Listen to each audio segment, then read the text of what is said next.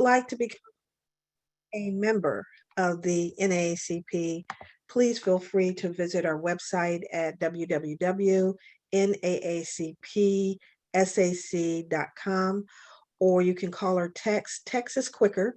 If you call 916-856 or text 916-856-0155 and inquire about our membership.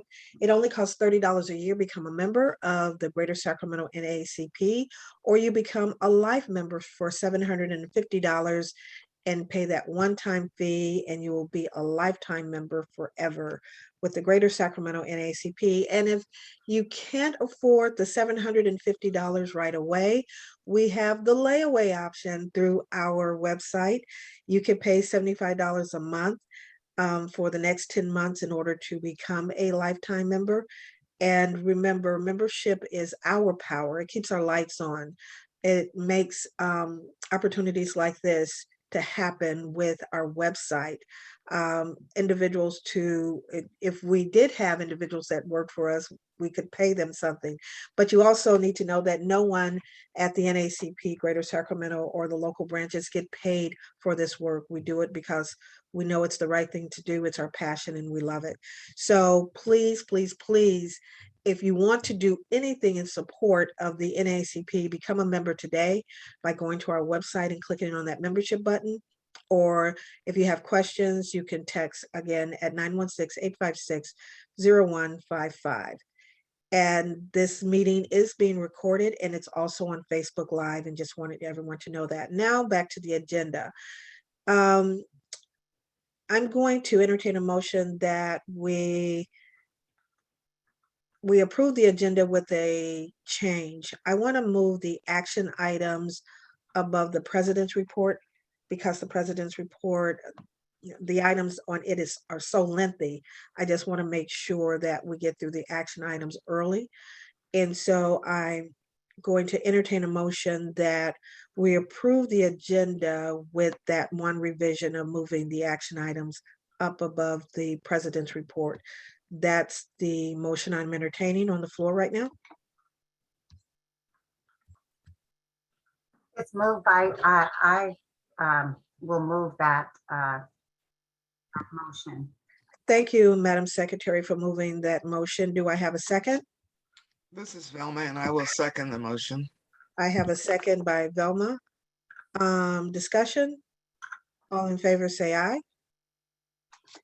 Aye. Electronic hands or opposed? Aye. Okay. So, Aye. hey, Pastor Banks.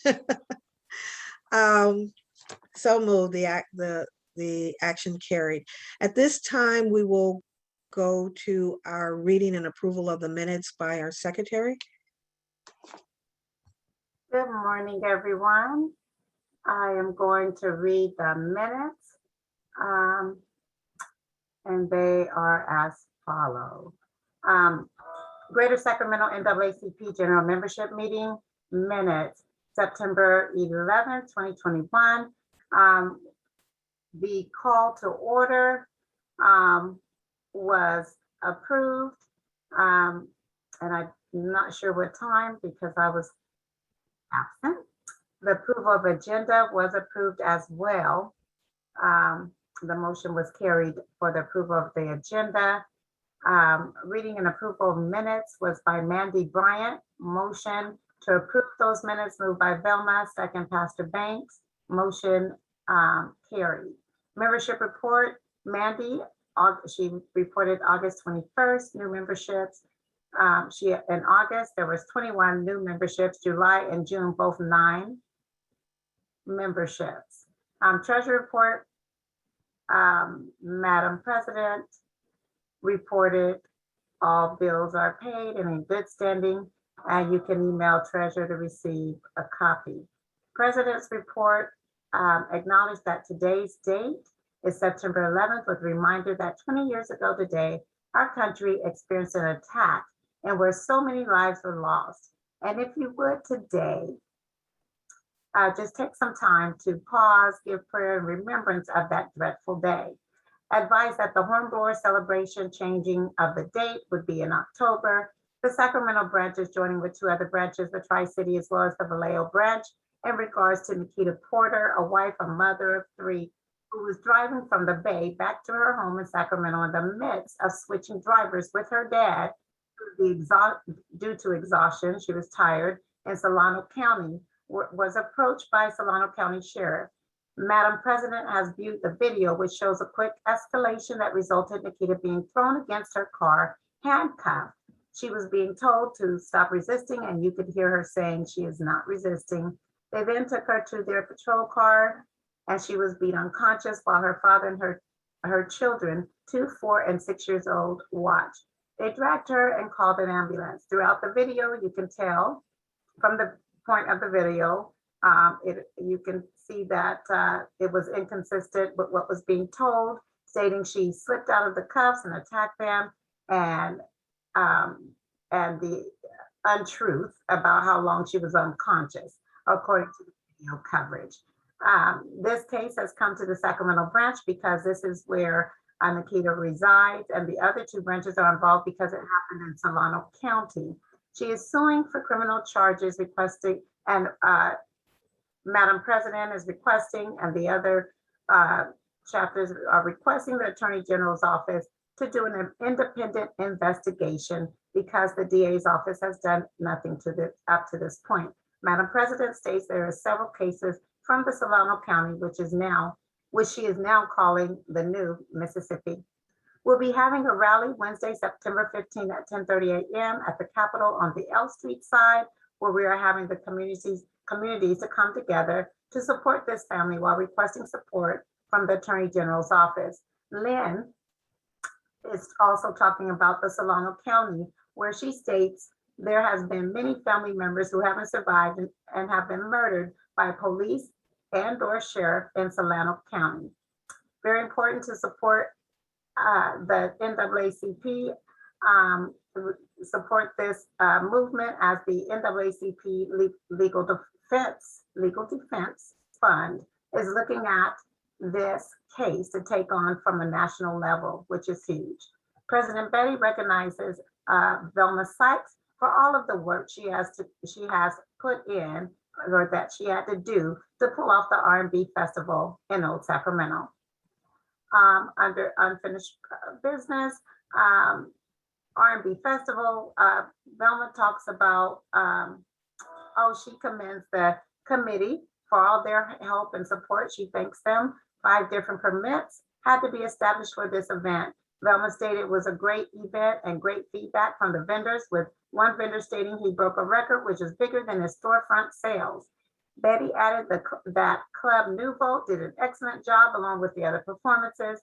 Velma also extended a heartwarming thank you to our partner, which was a Black-owned business, House of Soul, Reuben Parker, who was awesome through the whole process. We honored him as a community investor on behalf of NAACP.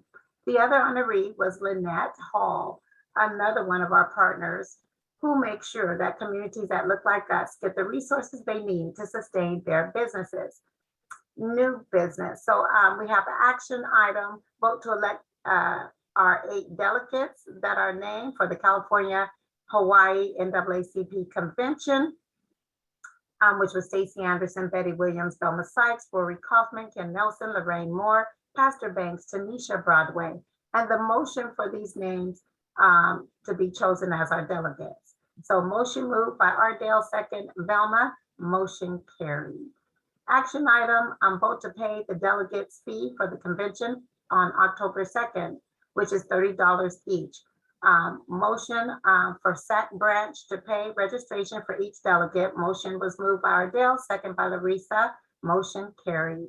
Betty talks about the election date, September 14th, and provides information regarding registration and voting. She explained the importance of this election on the recall. She explained that the language states you must have 50% plus 1 to stay. She explains in details of the process.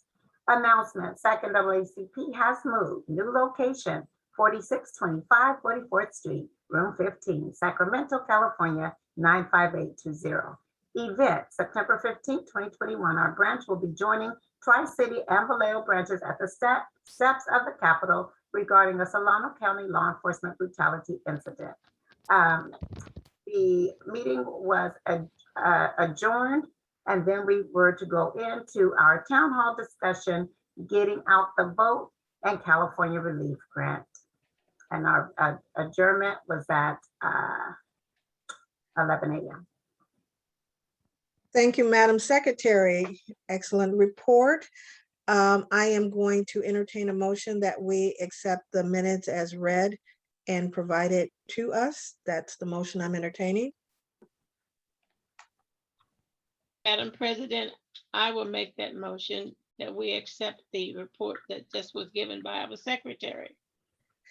Thank you, Pastor Banks, for moving that motion. Do I have a second? Second from Jane Fowler. Thank you, Ms. Jane Fowler, for the second. Discussion?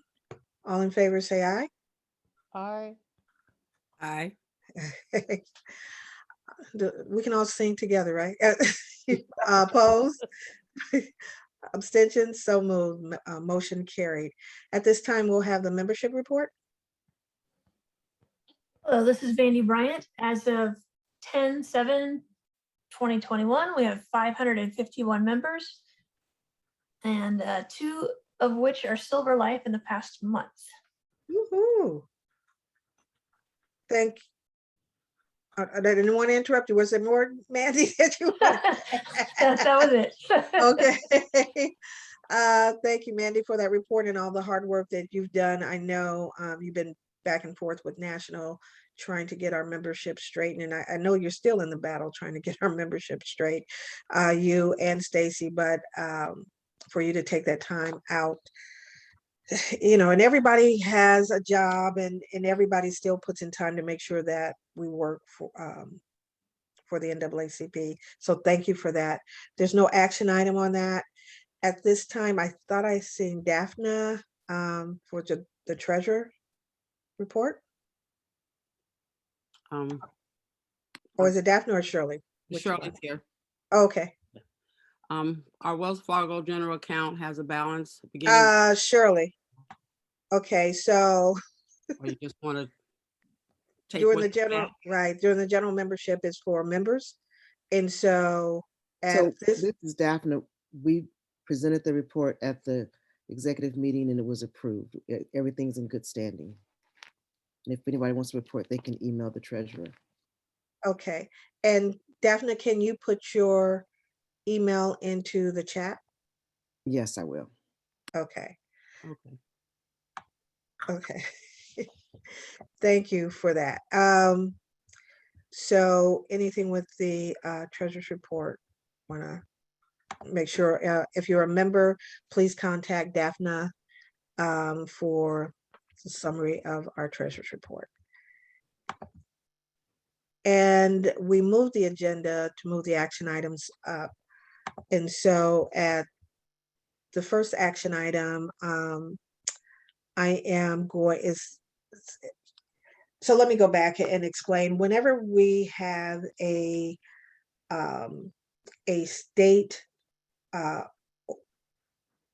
proposition, measure, proposal, whatever that is at the state level, the local branches can vet it and make recommendations that the state support or not. And so because this is an assembly bill, we are going to vet this and make a recommendation. So with this AB 48, the Greater Sacramento branch is making the recommendation that we support the AB 48 bill. And I'm going to entertain this motion. In the purpose of discussion, we're going to move it and then go into discussion, and then I will be asking Lynn. Wait a minute, Lynn, this already passed last week? Is that what you're saying? Yeah, I just read it. It was actually chaptered. So yeah, I just pulled it up and I was like, wait, it passed.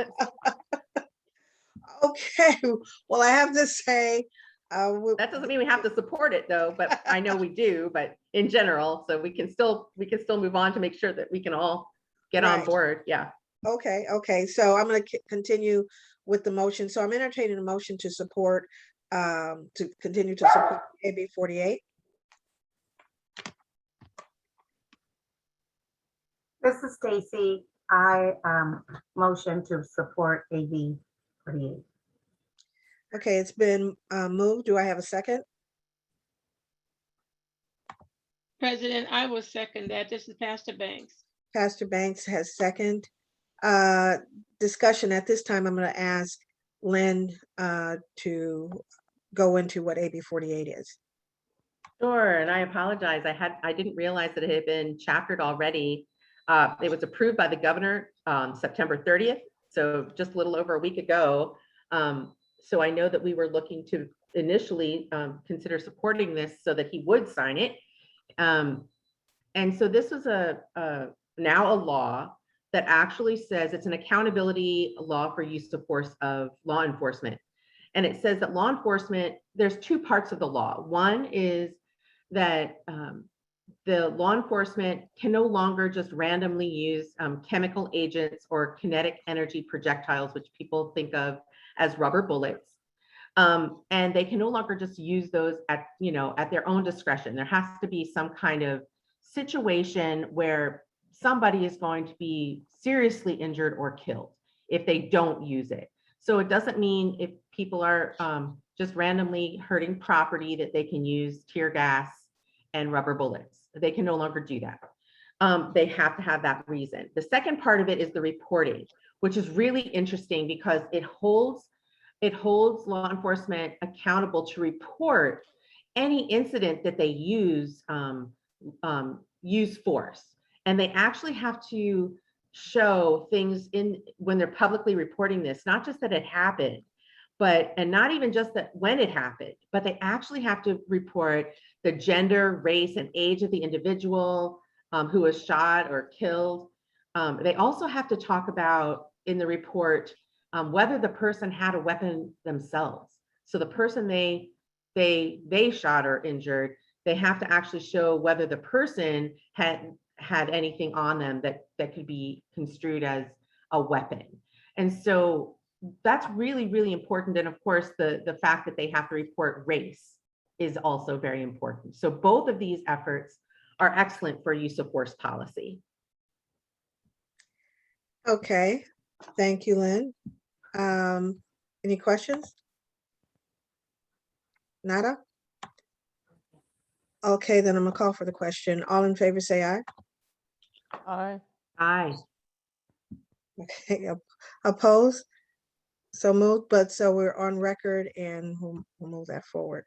The next action item recommendation is a tribal gaming. I believe it has a number yet, but it's being discussed. And so what this is basically, the tribal gaming is requesting to have total monopoly over all gaming and bingo, game rooms, online, all of those. And so NAACP is not against tribal gaming and casinos and all of those things in the state of California. However, to have total monopoly over all, everything goes through the tribal gaming. We're asking that no one actually has a total monopoly over anything like that. So we're making the recommendation that we continue to support the Native Americans, but not a total monopoly over all gaming in the state of California. So that's the action item. So I'm going to entertain a motion to move the recommendation to go to state for that recommendation. That's the item I'm moving. May I speak on this, please? Only after the action has been moved. Okay. So I'm waiting for someone to move. So moved, Lynn. Thank you. It's been moved by Lynn. I need a second. Second by Jane I Fowler. will second that motion. Okay, and it's Pastor been Banks. seconded by Pastor Banks. Okay, discussion, Lauren? Yes, I know that you told the chapter here that I do mapping for a living. I actually don't. I'm just still a semi-expert at it. I am in the employ of a card room. That's one of my clients. And the tribal gaming recommendation, I don't know if it's about the sports betting initiative or not. I just wanted to give the NAACP the background, which is there are 2 other sports betting initiatives that have gone to the Attorney General for summary and title, and then they will begin the signature process. It is true that in the sports betting initiative that is already scheduled to be on the ballot was written by the tribal gaming community. And yes, it does give them a complete monopoly, but it also gives individuals the right to sue card rooms and only card rooms if they think they are bringing forth a game that they're not supposed to be. And that's an issue that tribal gaming has lost in state court, in superior court, in federal court. I just wanted you to have that background. I think that what you're doing is a good recommendation, but you need to make it clear so that they won't get wishy-washy with it. Thank you. Lauren, we missed you last month, but thank you for showing. I was out of town. I couldn't make it. I wanted to, but I couldn't make it. I'm so sorry. Okay, no worries, no worries. Anyone else? Questions, discussion before I call the question? Lynn.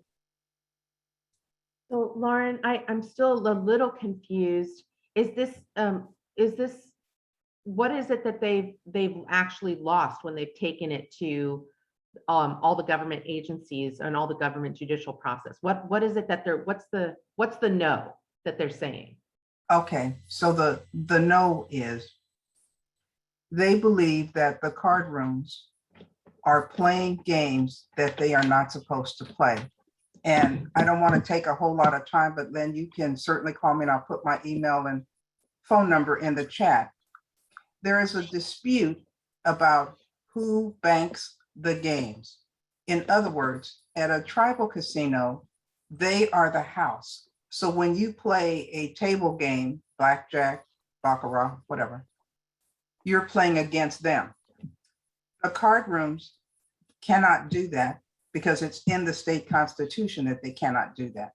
So they have to get a third party to bank the games. And when I say bank the games, you know what I mean? Who's paying the winner?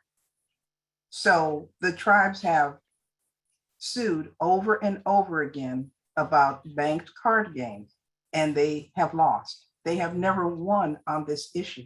They think that they have exclusive right. And I don't believe that's what I voted for when I voted for them to have casinos 20 years ago. Mhm. So as an attorney, I think you know that there's more than one issue here. And like I said, it's complicated. But after 6 years on the Gambling Control Commission and the last 3 years, geez, almost 4, of private consulting, I know this pretty well, and I'm trying to make it as simple sounding as possible. Really, only true gamers and players understand this. Okay, thank you. I'd seen in the chat where Lynn said she got it. She got you. Okay. Okay, so I'm going to call for the vote at this time. All in favor, say aye. Aye. Aye. Aye. Opposed? Abstentions? So moved.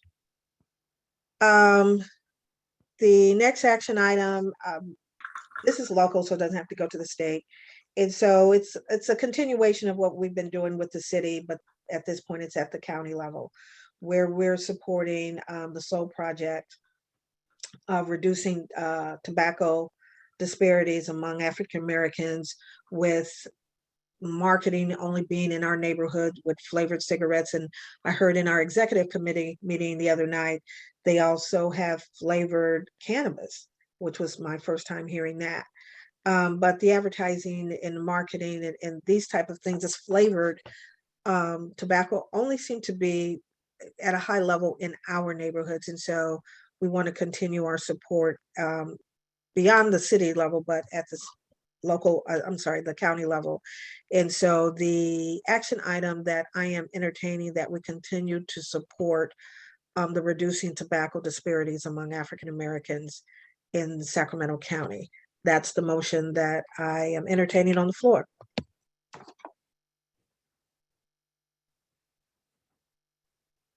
Okay, This is Stacy. I move that action to support the sole thank you, I Stacy, was, for, I will second that. thank you, Pastor Banks, for the second. Any discussion? All in favor, say aye. Aye. Aye. Opposed? So moved. The last action item is just delegates. We actually have voted on all of our delegates for the state convention in October. And so we just wanted to make sure that only the delegates and or the president of the branch will be representing the Greater Sacramento branch for the October convention. And that's the motion, actually. I'm entertaining a motion that only delegates or the president represent Greater Sacramento at the state convention of NAACP. Can I have someone move that motion? This is Velma, and I move the motion that only the delegates and our president be able to represent the NAACP Sacramento branch of the NAACP at the state convention in October. Thank you, Velma. Do I have a second thank you for moving that motion. Do I have a second? I second it, Madam President. Okay. Ardell has seconded the motion. Any discussion? I have a question, Miss Betty. Yes. That I'm wondering why that we have to actually have a motion on this. I'm just curious about, is there some kind of bylaw that isn't there? But I'm just wondering. Actually, we just wanted to be, there has been some things in the past with other branches where they've had their delegates represented and maybe they didn't show up and then someone else came in and represented for their branch. And we just want to make sure that doesn't happen with our branch. So it's basically a formality to make sure we abide by the rules. Pretty much. Got it. Yeah, no, I understand. Thank you so much. You're welcome. All in favor, say aye. Aye. Aye. Aye. Aye. Opposed? Abstentions? So moved. Okay, Madam Secretary, are those all the action items? Did I cover them all? Yes, ma'am. Thank you, thank you. So now I go into the president's report. There was 3 items that I went over last Thursday night with the executives. And so the first one I'm going to go over is the SHRA, the COVID relief or the rent relief program. So the Greater Sacramento has received a number of calls and either to me directly or through our text, our website, of not being able to get through the rent relief program. And so let me backtrack a little bit. The state's been given a large amount of money to help individuals pay their rent during COVID. And so during this time, the state gave each city an option. They could either go through the state program, which is option A, they call it tier A. Tier B would be you have someone within your city or your county that could handle it. And then tier C is a combination of both. The Sacramento County chose tier B and they appointed SHRA to manage the rent relief program. Now, that simply meant if you were having some challenges in paying your rent or your mortgage or your utilities, you could go through this program and they would pay them for you all the way back to 15 months. Thank you for sharing that. And so the challenge has been lack of staff, slow response. We discovered in our findings with the number of complaints, there were 2 systems. One system, I call it the ozone system, where there was a database where everything went in. So people would call and they would capture that information. There was another system that I'll call the processing system. They would have to pull information from the ozone system into the processing system in order to process the information.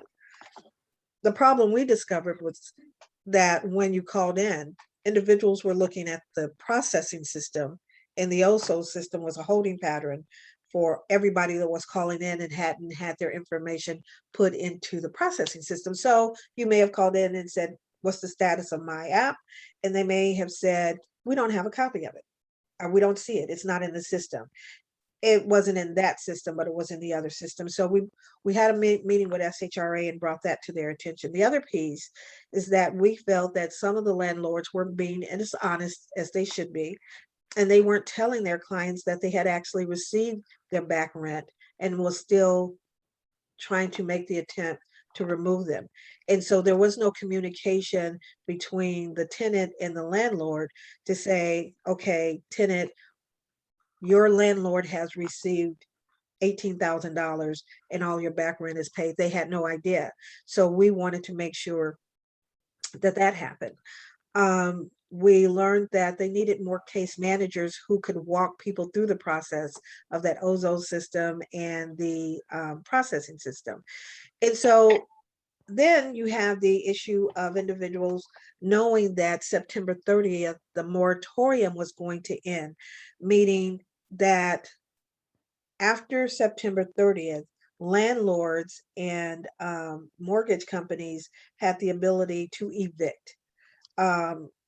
If you hadn't paid your rent or you didn't not receive those monies, they could now evict you. What I shared with them was a few things. One was I didn't think they did a very good job of explaining to individuals that after September 30th, there was hundreds of thousands, $200,000 more. They reached, I'm sorry, 200,000, 200 million, sorry, $200 million that they have been approved to receive more money, which is going to last the next 2 to 3 years. So they can continue to process claims if you're behind in your rent. And I think the panic is September 30th was that deadline, the moratorium, they're going to be kicked out. They were explaining to us that landlords just can't arbitrarily kick them out. There's a process, but a number of people don't know that. So if they're told to get out, then they're preparing to leave. And so we've decided that we needed to have a roundtable with SHRA and have a meeting so that our community can talk to them directly on the issues, because the system is still up, one. Money is still available, two.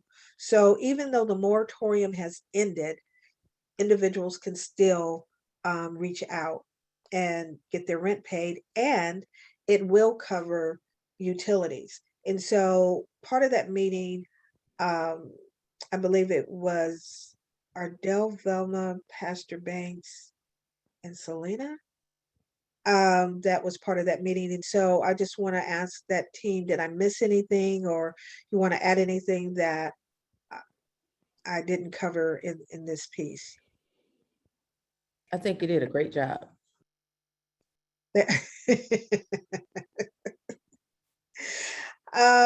Selena. Yeah, Betty, I will interject a little bit. I think that you really brought to the Sacramento redevelopment agencies eyes. I don't think the key people at the top knew what was actually going on until you brought it to their attention. Shortly after that, they reached out to me 2 times email and 2 times on phone calls to confirm that I had received the necessary documentation for the update. So I did get that. I did send it in, and I did receive a check.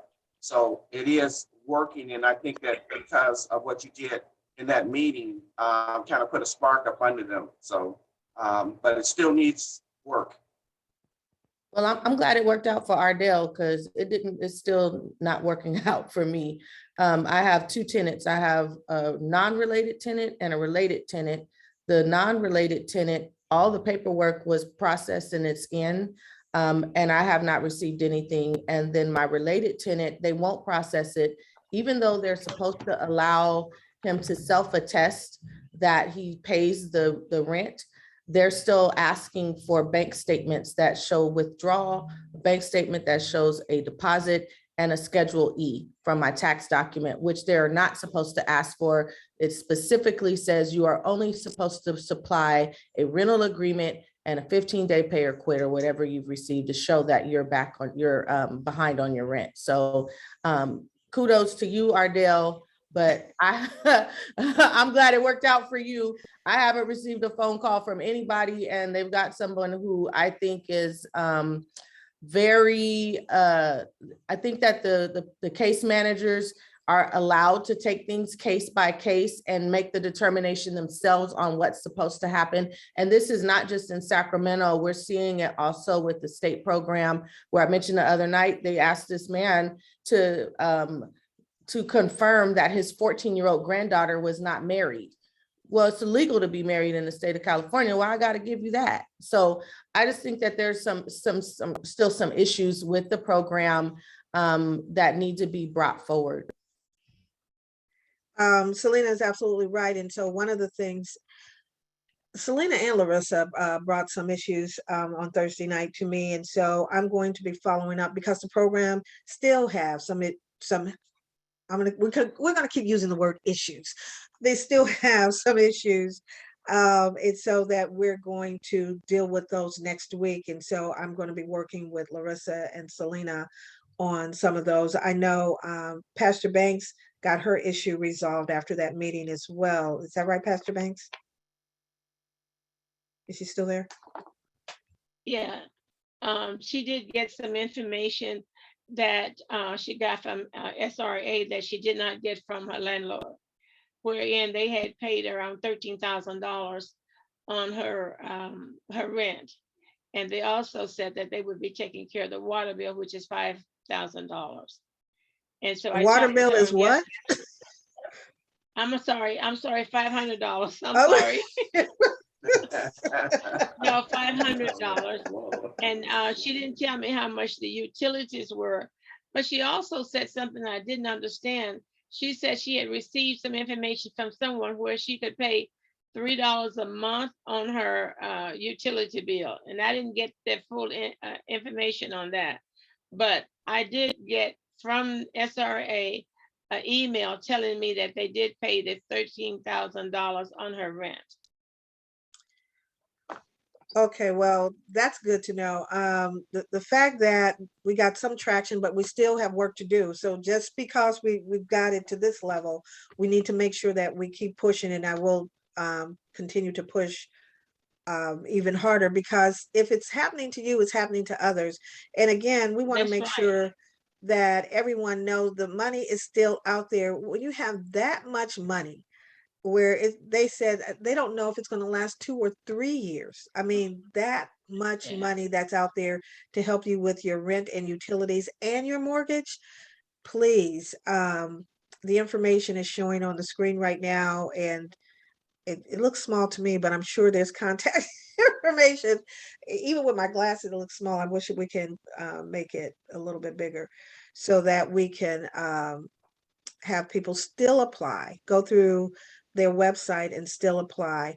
And I know they have partners to help you. And I believe Selena is a partner, but maybe not in this area, but I think The San Francisco. California Black Chamber. Okay, California Black Chamber for Okay. Sacramento. Okay, okay. So that they could assist in your application process.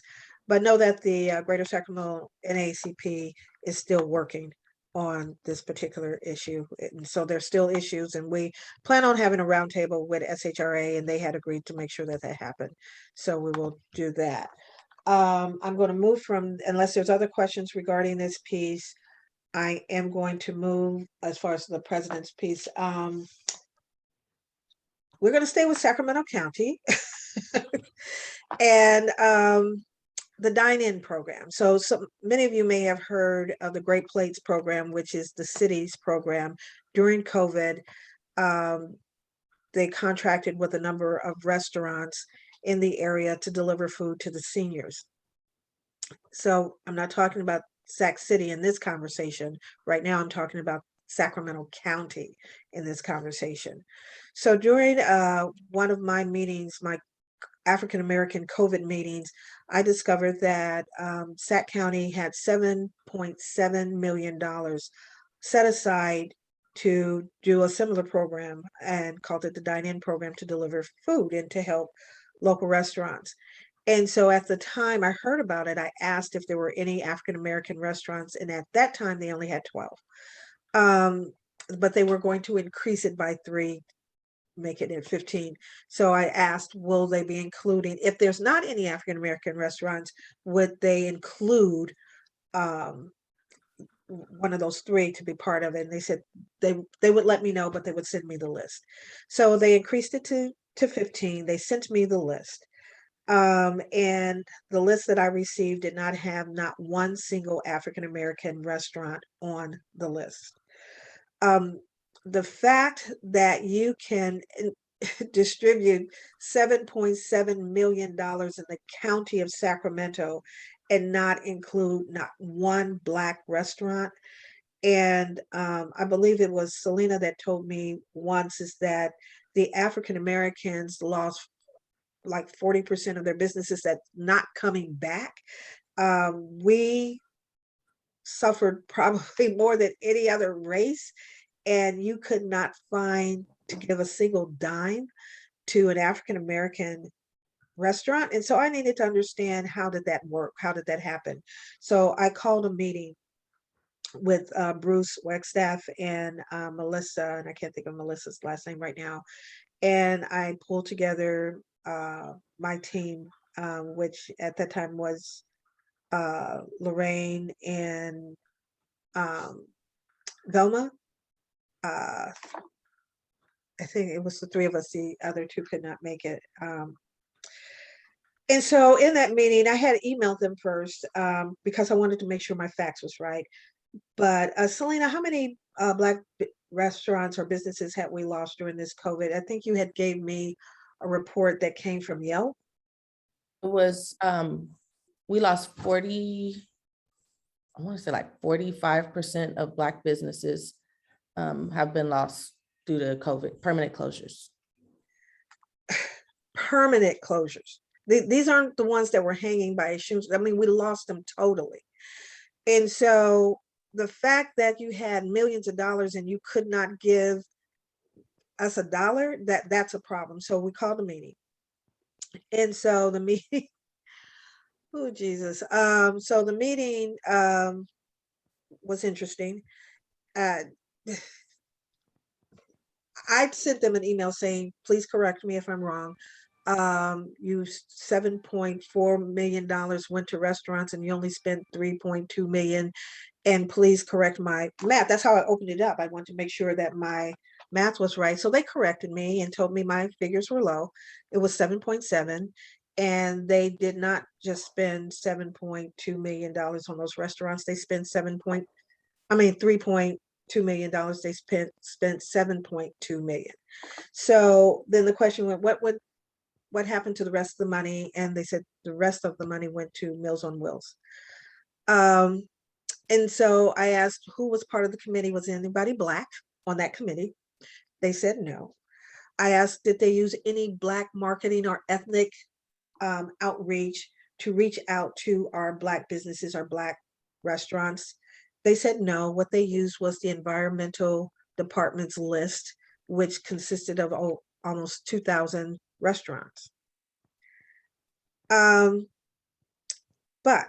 they also said, Ms. Williams, thank you for bringing this to our attention, that we did something wrong. And that we did, and I couldn't, but because of the urgency and the seniors were our main focus, we just was moving really, really fast. And so we just had to get it out there. And so I reminded them when they told me they were at 12 that I was looking at them and I wanted to know whether or not they had included 3 more that were Black. I reminded them even at that point when they were moving fast, NAACP was questioning them then. And they had no answer. And so before I get real emotional about this whole thing, I want to bring in the team that was part of that meeting to see if they want to add anything to this. What's that, Velma and Lorraine? Hi, Betty. Yes.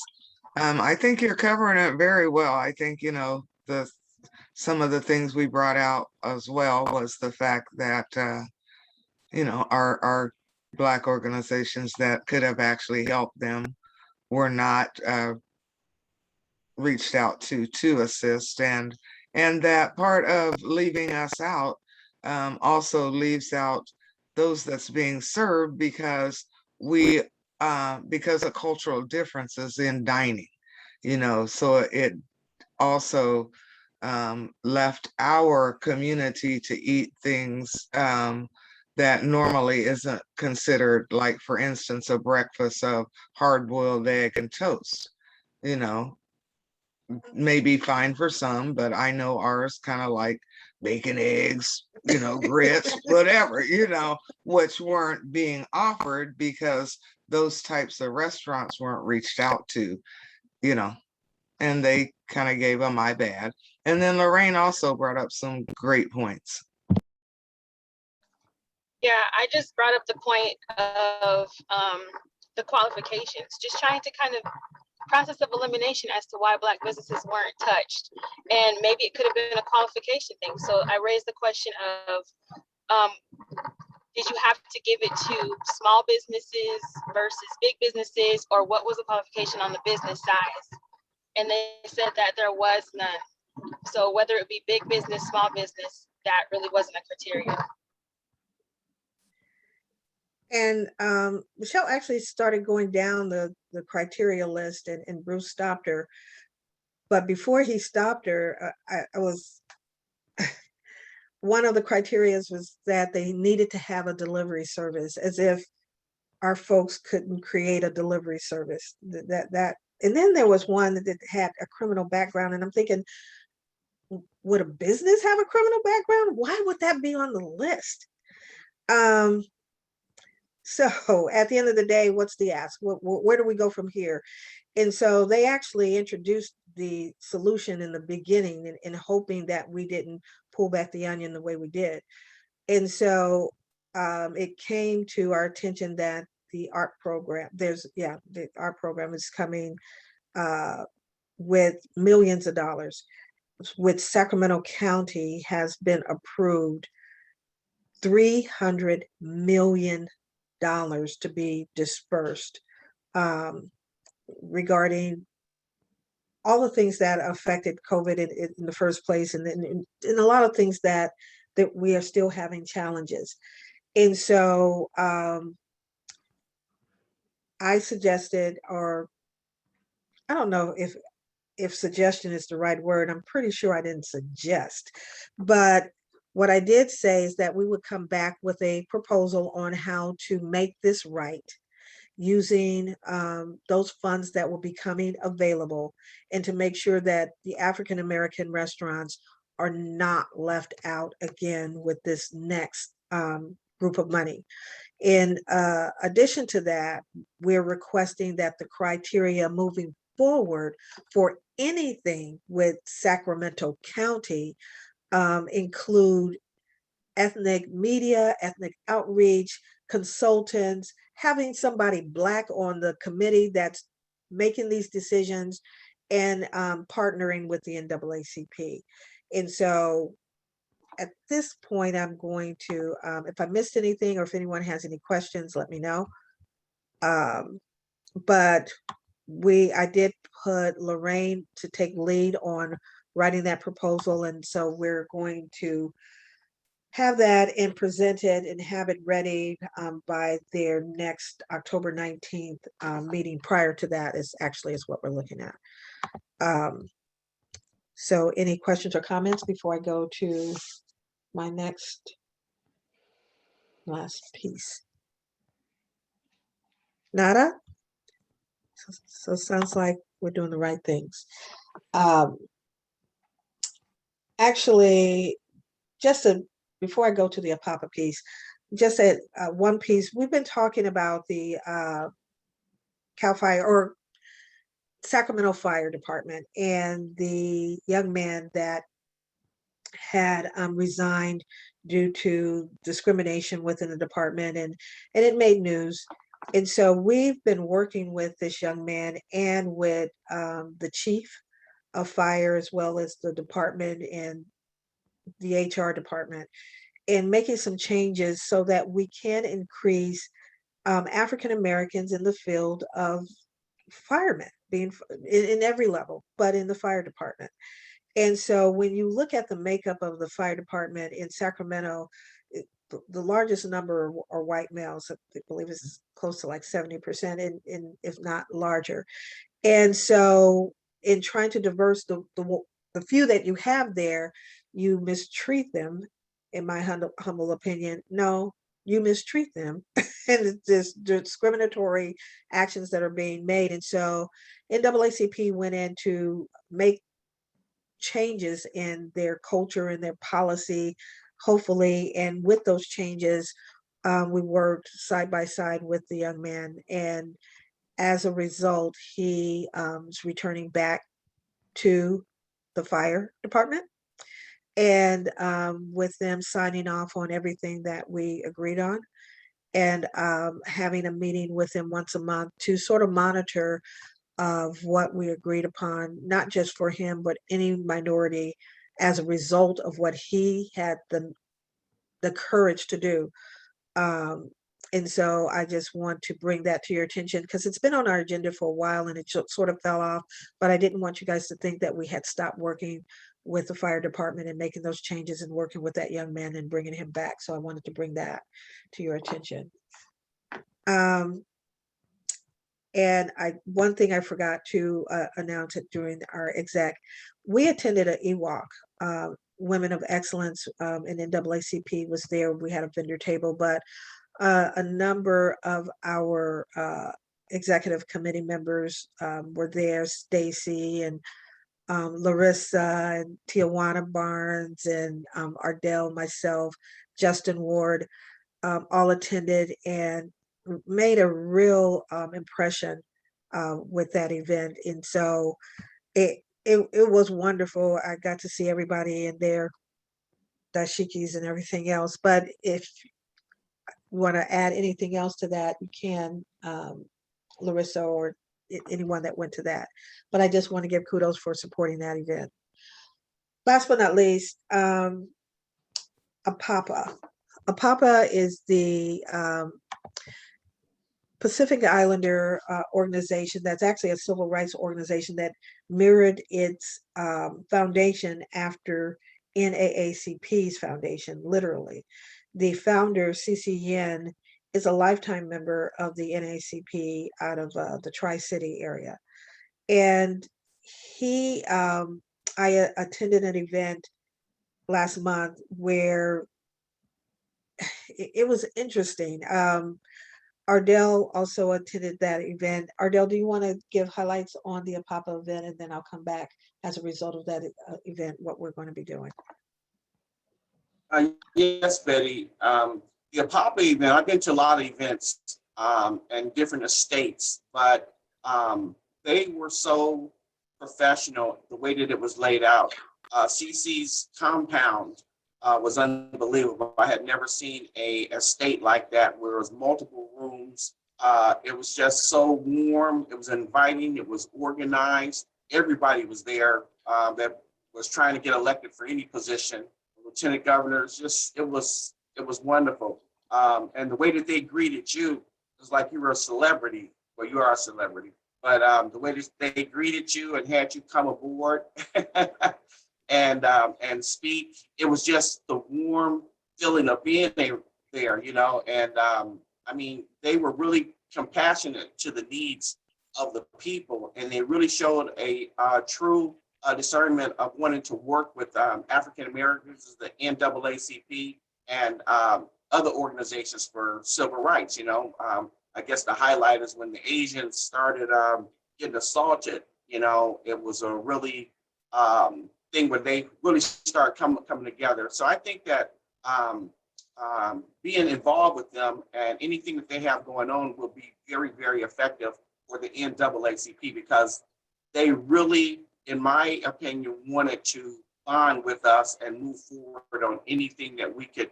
collectively make happen. But I was really impressed with the estate, the foundation. This guy has go-karts, McDonald's. You have 10, 20 go-karts with McDonald's. I guess he's part of the McDonald's organization. But yeah, it was great. I loved it. So one of the things that I was explained to the executive committee, I want to put together a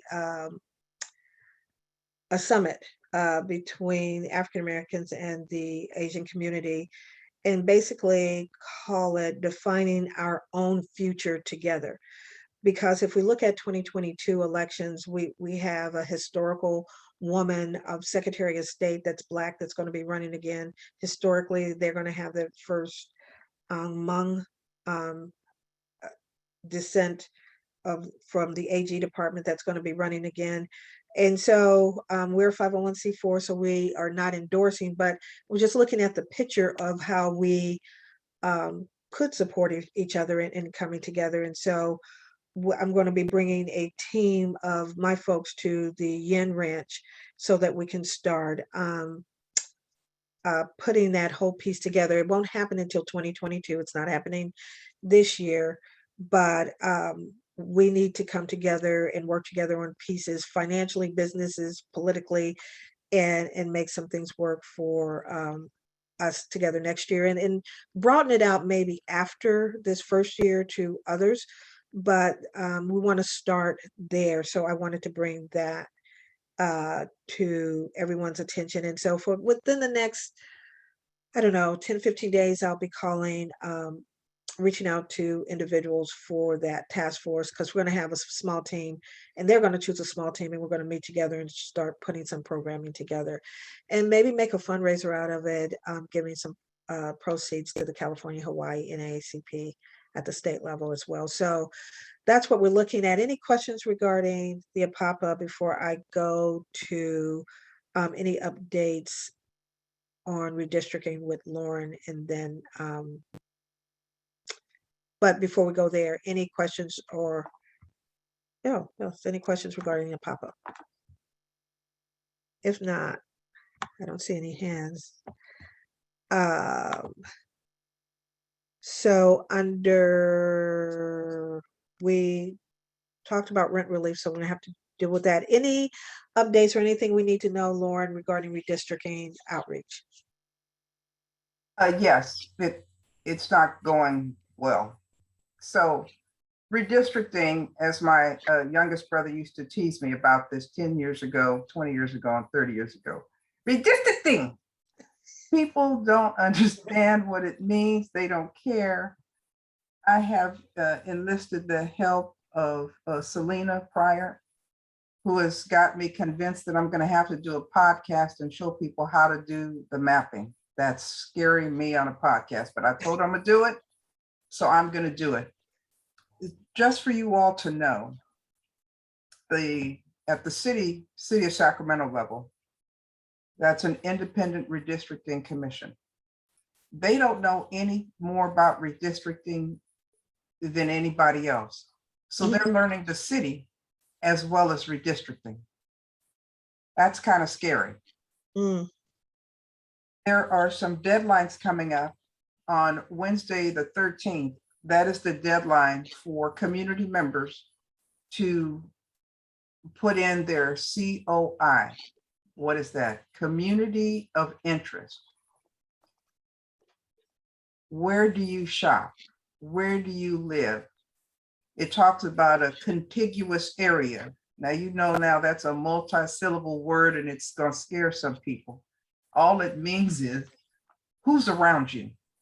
As an example, I would put Florence Square as part of a community of interest for the people near Florence, 24th, and all the folks that go to the market, what is it, twice a month?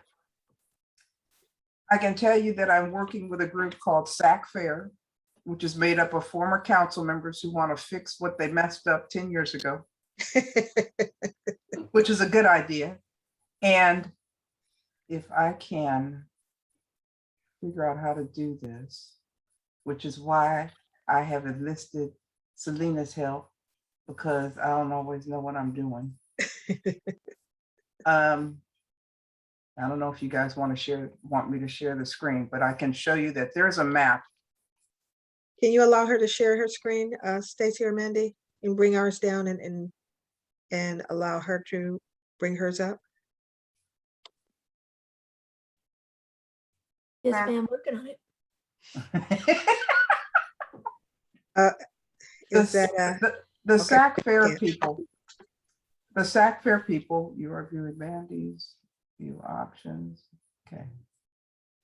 In the meantime, the SAC Fair people have created a map where they've tried to even out the population, but it takes Parkway, we all know where Parkway is in South Sacramento, and puts it with Council District 5, Oak Park, Curtis Park, Hollywood Park.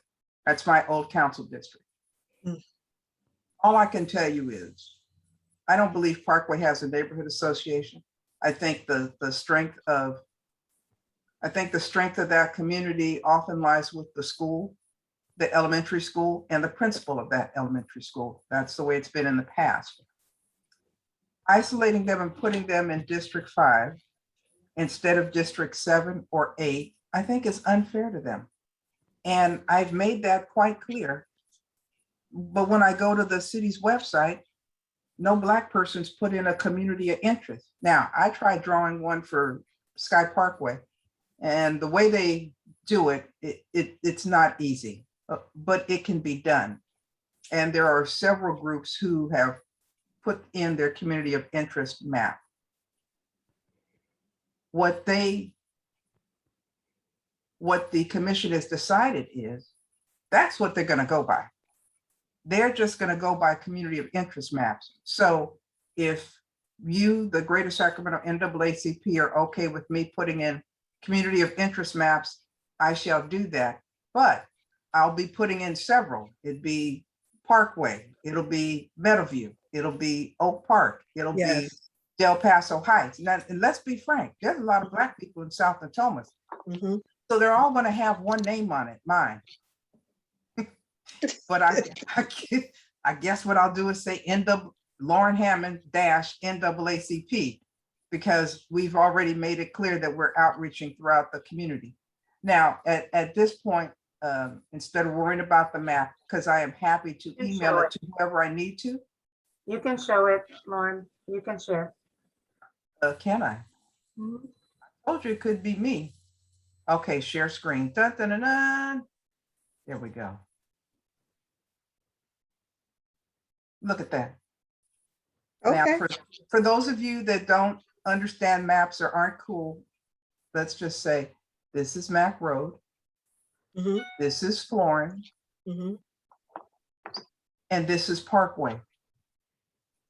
So Parkway is already split by the unincorporated county. Now it's going to be split again. This area has always been part of District 7 or 8. And we're going to also split Valley High. Now, let me show you the rest of the map. Oak Park stays together. The Heights, Strawberry Manor stays together. A lot of Black people in Natomas. Natomas is finally put together with District 3. This is stupid. I won't even go there. And then the Central City and East Sacramento, I call that the super district, because it's all the rich people in East Sac together with downtown and Central City. Wow. Wow. Wow. And then here, I call this the West Side. For those of you that know LA, everybody knows what the West Side is, right? This is the new West Side. This is Land Park, South Land Park, Greenhaven, Pocket, and Zeeburg Park. Wow. Well, what's left? The poor folks of District 5 and the poor folks of District 8. Wow. I don't like it, but I have to draw a map.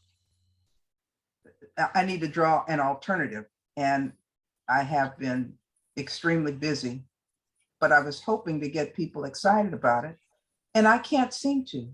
So the only other thing I'd say about the city of Sacramento is that, let's see, do I have another map here? And you have a couple of hands. I'm going to call on them Okay, while you're checking your map. And Lynn, and then Larissa. Let's start with Lynn. What's your question, Lynn? Yes, my question is there, since this is the 13th, this is due the 13th, is that a mandated date or is that a changeable date? no, it's not a changeable date. The Sacramento Independent Redistricting Commission created a schedule back in February or March. And the only thing that changed was that the census 2020 numbers came in earlier than they anticipated. And then there had to be an adjustment for the inmate population. So no, they're not changing anything. And I'm going to tell you, it would be unfair to call them dysfunctional. However, if you have a lot of people that don't understand Robert's Rules of Order and really don't know how to navigate meetings well, it can become contentious, as it has. And all of this is online. Did I answer your question? I think so. I just wanted to know basically if there's something we could advocate for to change the date to give us more time to really involve more people. No, the deadline for public maps from the public is November 7th. And then they will look at how they're going to draw the maps throughout November. And then at the end of November, they will adopt it. Remember, they're independent. No city council, no mayor. You can't even talk to the city council members or the mayor about this. So these folks are operating kind of on their own, and they frankly don't have enough money to get all this done. They don't. And it's hard to get the neighborhood activists because who usually has that information? The council members can't get it. So it's self-defeating, quite frankly. I know that's harsh, but that's what it is. Now the county, You have a couple of questions. Velma has a question, and then there was a question in the chat. How often does redistricting happen? Every 10 years after the census. Okay, Velma, your question? Yeah, my question is more of a comment, actually. The city of Sacramento did not start doing outreach to show us how to use this tool until September the 27th. That is which gives us. Yes, that's true to an extent, Velma, because if you were attending the commission meetings, right, they were giving you information, but yes. But I'm speaking of the outreach committees or yes, the people that are contracted to help our community to understand and to get involved in the redistricting. I know we didn't get the information or the access to the tool, to the mapping tool until September the 27th. And we're told then that in 2 weeks it's due, for the community input would be due in 2 weeks. So that really didn't give us a lot of time to go out and get people to help with the mapping. I mean, although we've been speaking about the mapping, but the actual tool in order to, for the people that we were able to get together to show them how now that it's time to do your map. And you don't have to do the whole city. That's what the COI is about. That's right. Interest. Absolutely. Because it is important. And if you can see what this printed map looks like, let me be colloquial. Ain't a street name on here. So if you're not used to a map, how are you going to orient yourself like this is Stockton Boulevard, right? Mm. This is Franklin. This is Freeport. How is somebody gonna know that? Now we go up here to the north area, you know, I would be wrong if I say this is North Avenue. I could be wrong, but I'm pretty sure that's Marysville. This is Arcade Creek. And that's just my knowledge of 30 years of looking at these maps. Wait, almost 40. God, I'm aging myself. I also, We have one more. Oh, go ahead, Bella. I also wanted to make note that not only myself, who was on the call on the 27th, but some other African Americans that were on the call as well. We were chatting amongst each other about how difficult it was to understand and how we are not going to be able to tell this to our community. We would need the people that were part of this meeting, which they were technical people. We understood that we would need them to come out to help with doing the explaining of this mapping, because it's very complicated. I'm going to have Larissa have the last question for. Hey, everybody. Good morning. Question. Well, let me back up. When I was on the webinar, when these the mapping tools or software, whatnot, was first introduced through that meeting, through National Data Center. Apparently, that's who Sacramento used.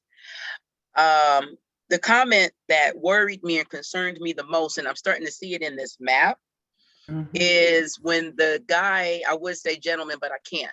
So when the guy said that he wanted to keep so-called communities together, my question then became, wait a minute, well, my comment was, wait a minute, this sounds like redlining, because the people that he was mentioning, if you want to find where African Americans are, this is all you have to do.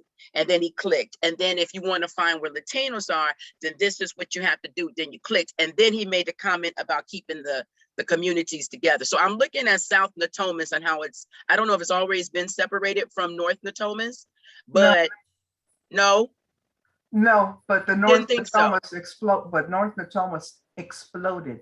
And so they had to split them, I guess, 10 years ago. Okay. So my question is, so you mean to tell me that District 3 now encompasses East Sacramento? Well, District 3 has always had East Sacramento ever since they did district representation in the 70s, always. But like I said, this is a map by a group of people, SAC Fair, who are going to present this to the commission. The commission still has to draw their own maps. Are we talking about the Planning Commission? No, the Independent Redistricting Commission. Okay. Okay. Okay. I said this. I said that was the last question, but there was. I'm just going to read them. What's the name of the software that's being used? That's one question. Do you know that or not? As far as the map. Yes, it's a derivative of ArcGIS by Esri, ESRI. And you can go on it and do this. It will take a few minutes to orient yourself, but it doesn't have as much as we would like. As an example, it doesn't show race and ethnicity. All it does is move people around, and then you draw these lines, you fill them in. It really is like a coloring book. You just fill it in. Now, there's a second portion of the redistricting hub at the city of Sacramento that does show race and ethnicity. And I sent some of that to Selena, because you can click on the race and see where our numbers are. We Black, so that means our color is purple. Yes, I'm not lying. And we are in strategic areas where we are 20% or more of the population. Other than that, our numbers are so low compared to Latino and Asian community. it's unbelievable. I thought we were losing people. I thought we had a disproportionate death rate. It's just that we either aren't answering the census or the Asian and Latino population has exploded, and we're all side by side like we have been for 30 years. Mm. Well, I'm going to ask our secretaries to I take know. a copy of all the questions, because there's more. I'm like, Okay, um, and there's let me more, stop and sharing this. they're still keep coming in. So I'm like, wow, I should I'm have so had sorry. the look. I call myself stretching the meeting out because I thought it was a short, but no, I should have had you on first, Lauren. Didn't realize it. But this was excellent information. But I just wanted people to know, Betty, let me say it quickly because I see it's after 11. The county is doing October, November draft map preparations and review.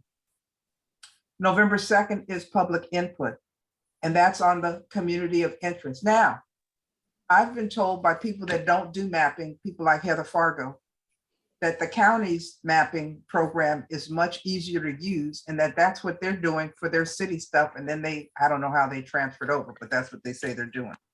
We can do the same thing at the county level.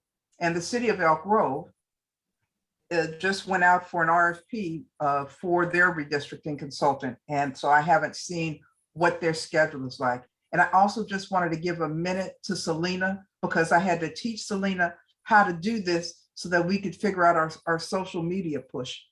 So Selena, are you still there? Before that, Lauren, can you please give me those dates one more time, please? For the city or the county? For the upcoming dates, you named two of them. One November. October 13th is the deadline for the community of interest maps for the city. November 7th is the deadline for all maps from the public. Thank you. And then the county, they're going to spend October and November doing prepping for maps. November 2nd will be public input. And I think everybody from the city level, county, and the state are going with the community of interest maps. And the state's doing the same thing. Selena, are you there? I am. Okay, want to give you kudos for the teaching how the mapping, and we need to know when the podcast is going to happen so we can make sure. Yes, Lauren, you will be on her podcast, and so we'll make sure that it's on our website, on our website as well as our Facebook, so we can share that. And I think Selena does that automatically. She puts it on both whenever her podcast is being aired. Thank you for allowing me to do that. Different audience, so it worked out really well. But I just want to say that the conversation is totally fascinating to me. The first time I've ever had an interaction with redistricting and kind of elections and looking at, and I think this plays really a bigger role in just, drawing the maps and making sure communities are in the right districts and in the right places, is that, when it comes to elections and finding our elected officials and people running, like, you got to have people in those areas to run, because you have to be in that, you actually have to live in that area, right? So I think this is an even much bigger conversation.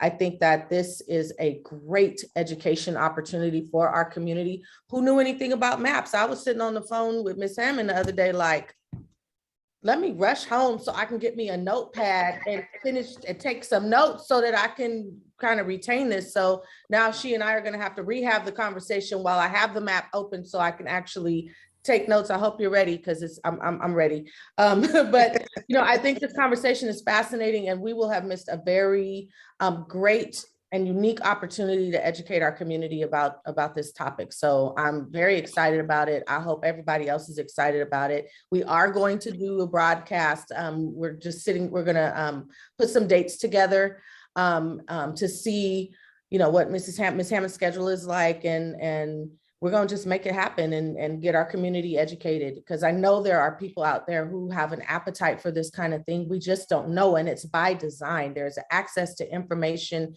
gap in our community on purpose. And so it's our job to make sure that we fill that. So I hope And I answered. who has these conversations? We don't know what we don't know. And they're not sexy conversations until you're actually on something like this or a podcast when you go, oh, what? And so we need to do more of this. So I'm glad that I have someone ask, what is the name of your podcast? That's the question. It's actually a broadcast, and we put out the name of the actual topic, usually 7 days, 5 to 7 days before we do it. And it shows up on on our Facebook events page. And so you will be able to get it there, but we're also going to work to put out some social posts. Probably, when does the Constant Contact go out? Because I would like to get a schedule. Every Tuesday. Every Tuesday. Okay, so once we get the schedule of how we're going to do this, we'll send it to Constant Contact, so you'll be notified of the dates.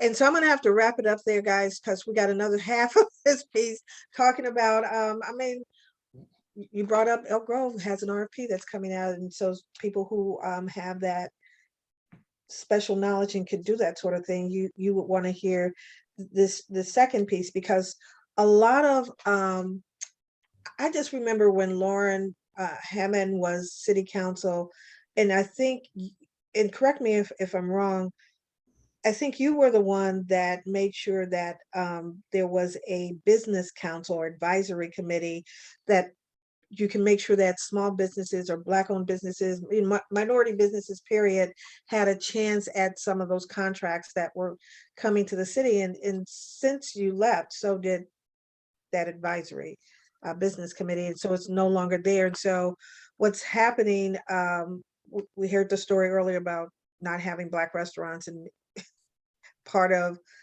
being on the menu to get money. And so that didn't happen. So we need to at least start teaching and giving our community more information on how to grow their business and what they need to do in order to get some of these contracts through the city and otherwise. And one of the things, and I'll bring that information through our Constant Contact.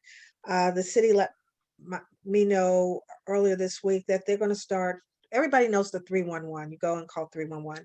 Now they're going to have a 311 portal where if you have a business, you can register your business into this 311 portal, something that they're going to start looking at to see the various businesses that they may be missing, especially minorities. And so when they told me about it, it's like, when did this happen? And how come we don't know about it? And so we need to make sure, NAACP needs to make sure that our community knows about it, because we know of many businesses, but they are not known to the rest of the community or the city in order to get a contract. So they were supposed to send me a flyer. I had not received it yet, but as soon as I do receive that flyer, I will send it out through our newsletter, Constant Contact. And then they also agreed to do some type of training to show businesses how easy it is to register your business into the city of Sacramento. And with that, I'm going to introduce Stacy, I believe, who's going to introduce the panel that's going to talk about getting your RFPs or getting your businesses together so that you can receive money. So Stacy, I'm going to hand it off to you, and money for your business. Okay, and go from there. I think it's Stacy, right? Lorraine. Okay. Actually, Betty. Pardon me? Hi everyone. Lorraine, I'm so sorry. Okay, me and Stacy, but okay. Thanks, Betty. I'm learning more. I work on special projects with the Sacramento NAACP. Lorraine, your bandwidth or something is real shaky right now. Just wanted to let you know. Try it again. Okay, can you hear me better? Can you hear me now? Yeah, keep going. Okay. I am also CEO of Elite Professional, which is a business and live consultation.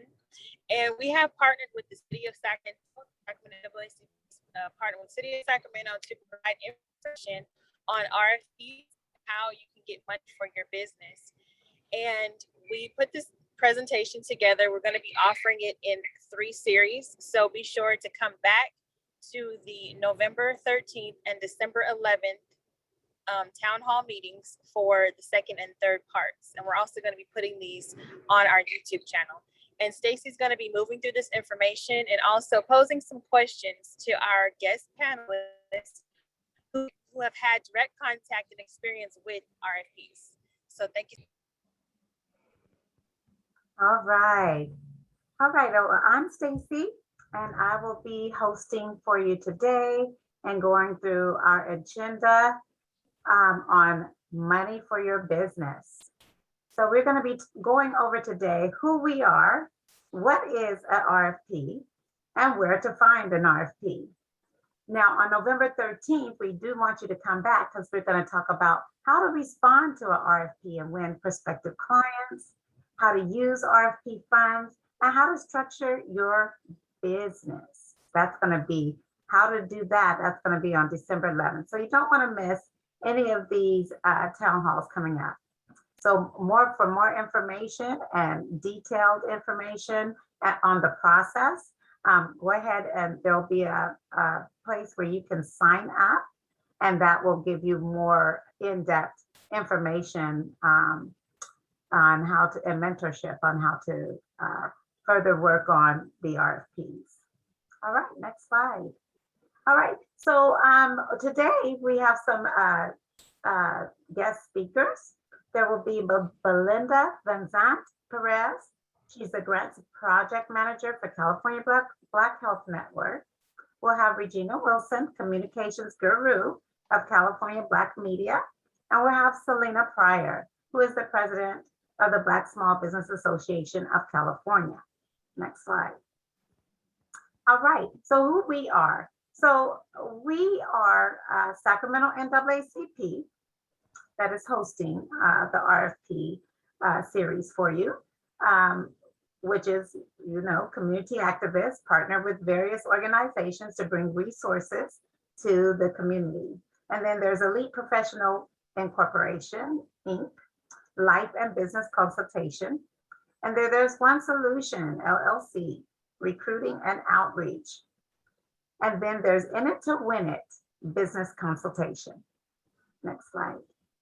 So just to go over this presentation, who is this presentation for? Who should be participating in this presentation? That would be small business owners and entrepreneurs, and upcoming entrepreneurs as well. Next slide. All right, problem statement. There are very many small businesses out there that miss out on the opportunity, as Ms.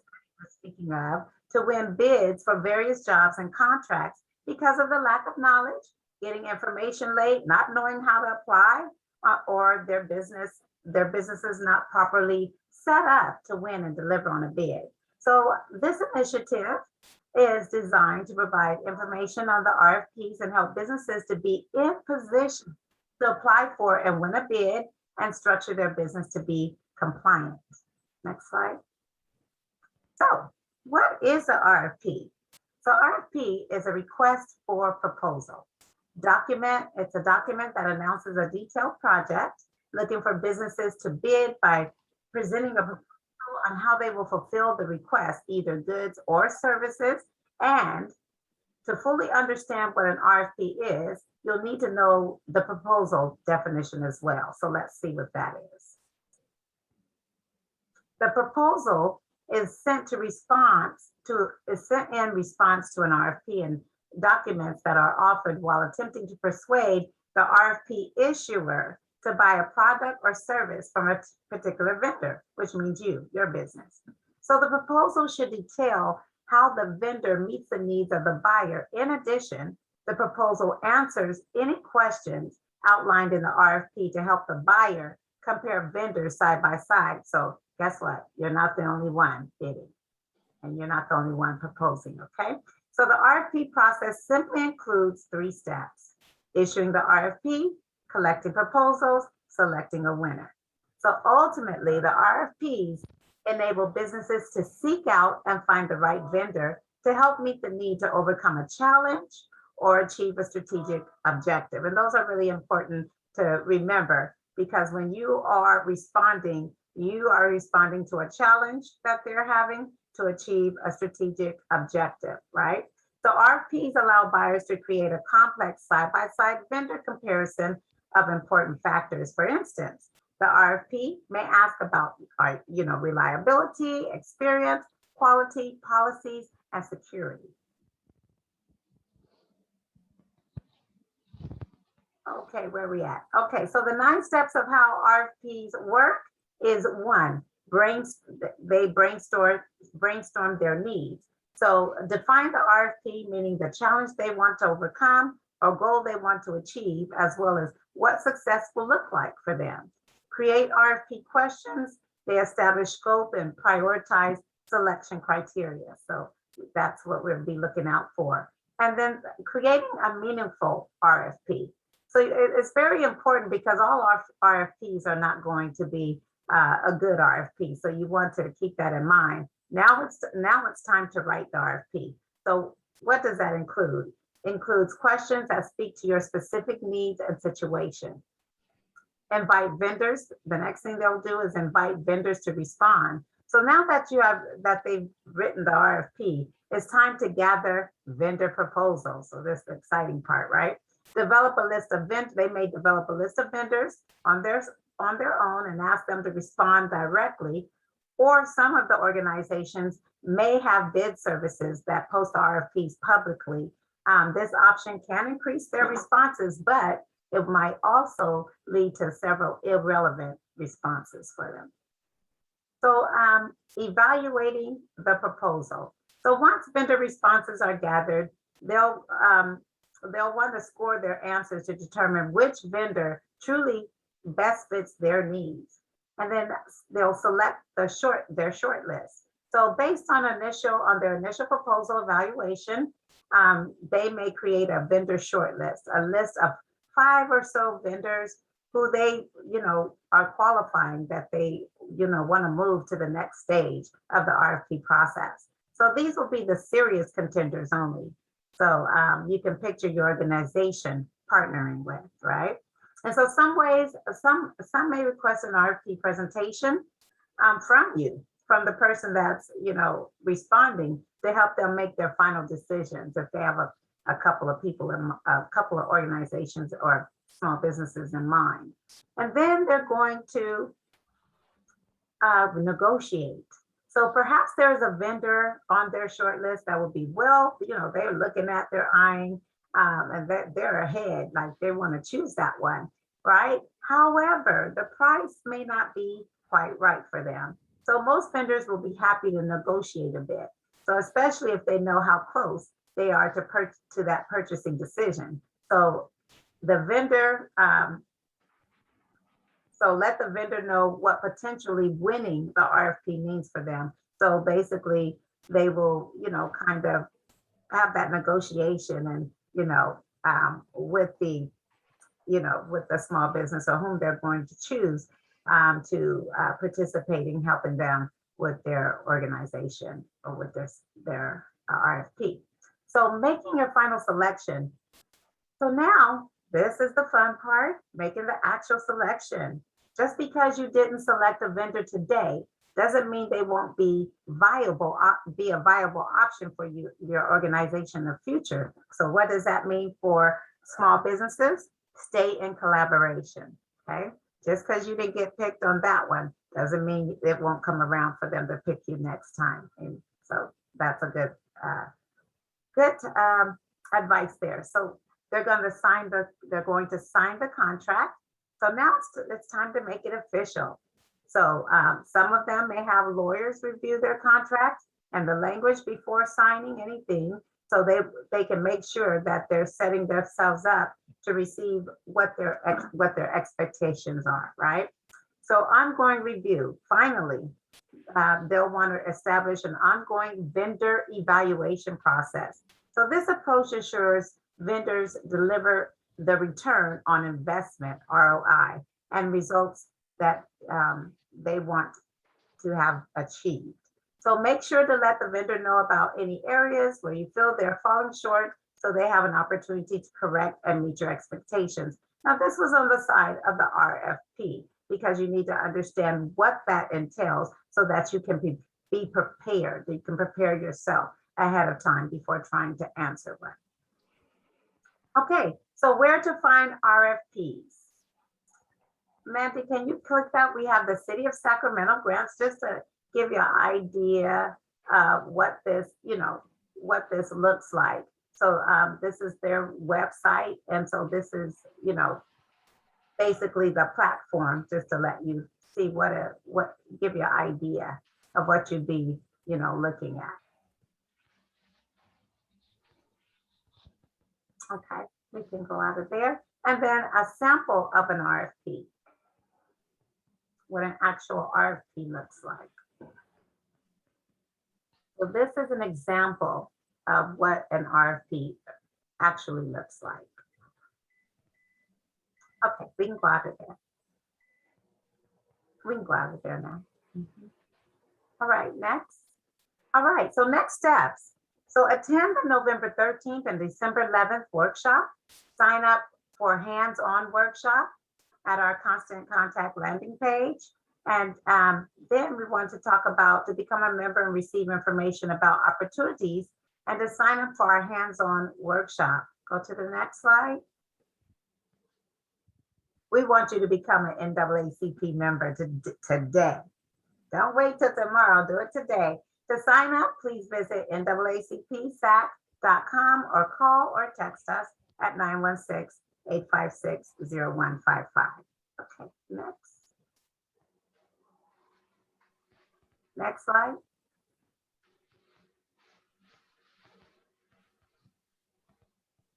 Okay, so go back up to the top and we're going to bring our panelists up. All right, so Belinda and Regina and Selena, we're gonna go and ask Belinda Van Zandt to go ahead and say a little bit about herself, introduce herself. She's the Grants Project Manager with California Black Health Network. Hi, good morning, everybody. I thank you for having me. I am currently a Grants Project Manager for California Black Health Network. And my previous experience in grants comes from grant analyst for the Governor's Office of Business and Economic Development, or GOBIZ. And prior to that, I was also a kind of an operations analyst for grant funded programs through the state health department. I'm working in HIV prevention programs and other programs. And so my experience comes from helping local nonprofit organizations kind of get ready for eligibility to be applying for grant opportunities, but also to help manage their grants as well. So kind of on grant administration. So, so I can speak a little bit to that for the business side and also for local nonprofit organizations as well. So thank you for having me. Thank you. We're happy to have you.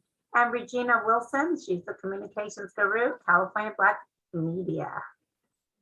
I love that you guys gave me the guru title. I think I should change that on all my stuff, but I think you're being way too generous. I don't know if I'm a guru at it, but my name is Regina Wilson. As I said, I'm the executive director for California Black Media. And California Black Media is a nonprofit that advocates on behalf of Black-owned media outlets throughout the state.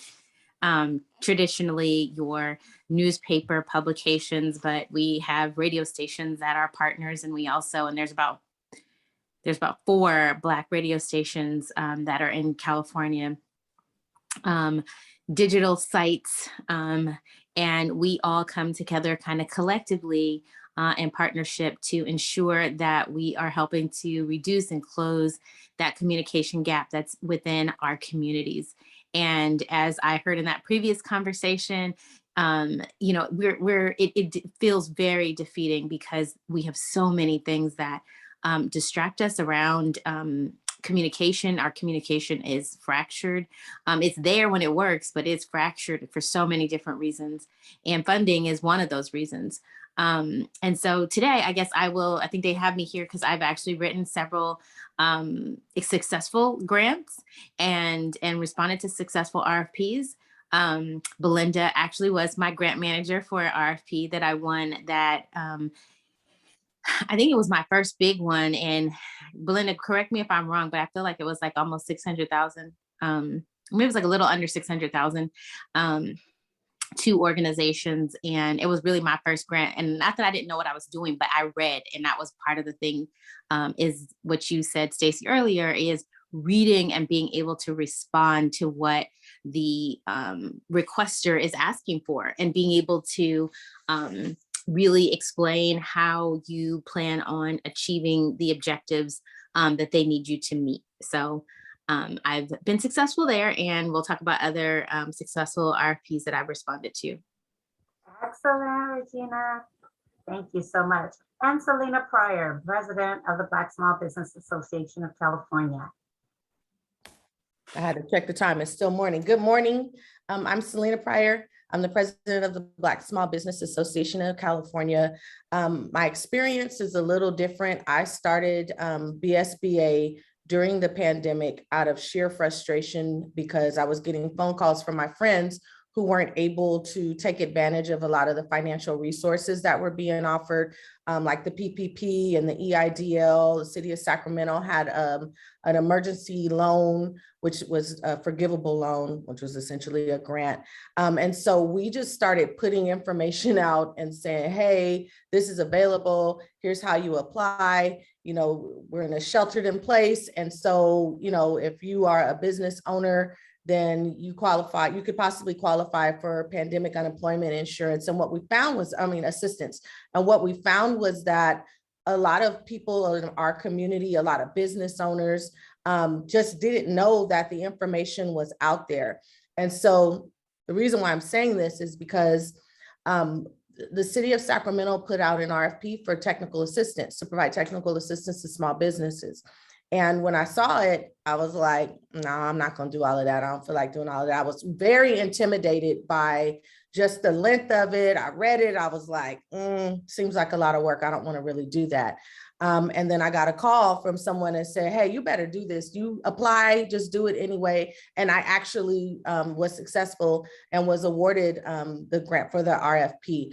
And so I'm not going to say that I'm not very intelligent, because I am, but I will say that the process can be daunting. And especially the first time you go through it, it's scary, you know, because you don't really know, you know, what to put, how much to put. But you know, if you're a person that just wants to write a paragraph, this probably isn't the thing for you. You probably don't want to be on this call, because these RFPs they're pretty extensive.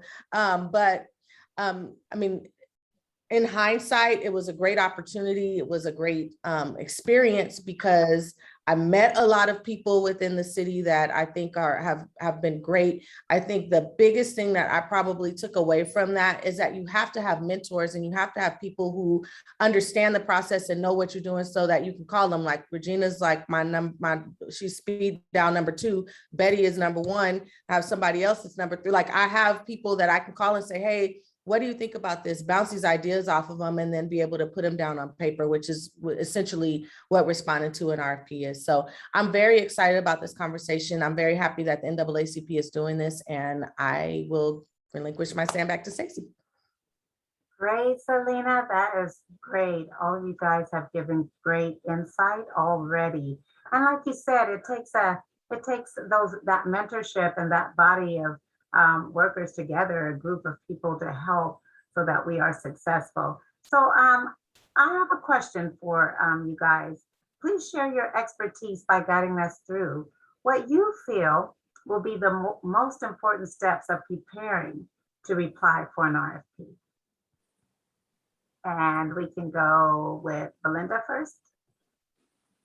Yes, thank you for that question.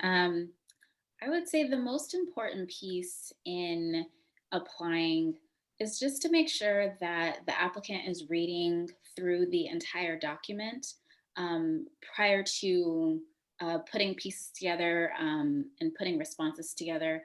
What we've seen a lot in kind of the grant making world is that a lot of applications tend to be missing pieces of information. They're not answering the questions fully.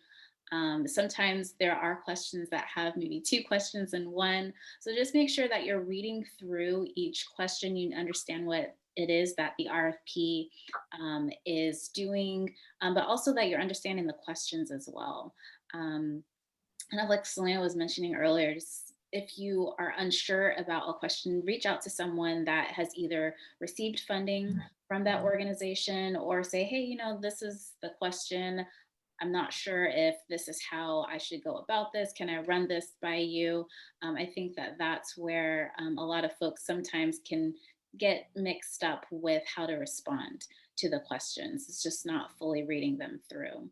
The other thing I would say is also making sure that you're understanding the intention of the application or the RFP, making sure you're understanding the goals. You have an idea of how you're going to go about achieving those goals while you're writing it, because the reviewers of the RFPs will be able to glean some information about your business or about your organization from the responses. So they want to make sure that they fully understand who you are and who you're serving. So make sure that you are able to speak to their objectives, to their goals, and that would give you great success in crafting your responses. That's awesome. Awesome. How about Selena? What was the question again? I'm yelling at my son about these dishes. Okay. Please share your expertise by guiding us through what you feel would be the important steps of preparing to apply for an RFP. Okay, so my approach is a little different. I have several like different types of programs that I've prepared and written. I've prepared a statement of qualifications. And so when I'm applying for an RFP, I usually have several different projects that I've written that I can kind of pull from. And so I know what I'm capable, like what I just know what I know, so I can pull those different items from all of these different things to create the RFP to reply for, or to reply to the RFP that they're asking for. I think knowing what you do, knowing how it works, knowing how you envision a program rolling out is extremely helpful when you're applying for something or you're responding to something. So I think pre-preparation and just, you know, knowing what it is that your organization does is key. Awesome. Awesome. And Regina. Yep, I would just echo what my colleagues have said. Reading is fundamental. That is my life. And you need to read, you need to, like, once again, you need to read and thoroughly read everything and answer everything. And you need to know what your business does. Don't try to go after every RFP. And what you need to do, like for the grant that I won, that Belinda was the administrator on, or grant analyst on, you know, I knew what the legislation said. I knew what, I knew that there was wiggle room around what certain things meant. And I needed to then craft my response to say, this is how you would best reach folks in our community. And I think I would have her say this, but I think we did it. We have been doing a really good job. Obviously we got hit with, you know, be prepared and ready for the corona. Nobody could be ready for the pandemic, but be ready now for pandemic type situations.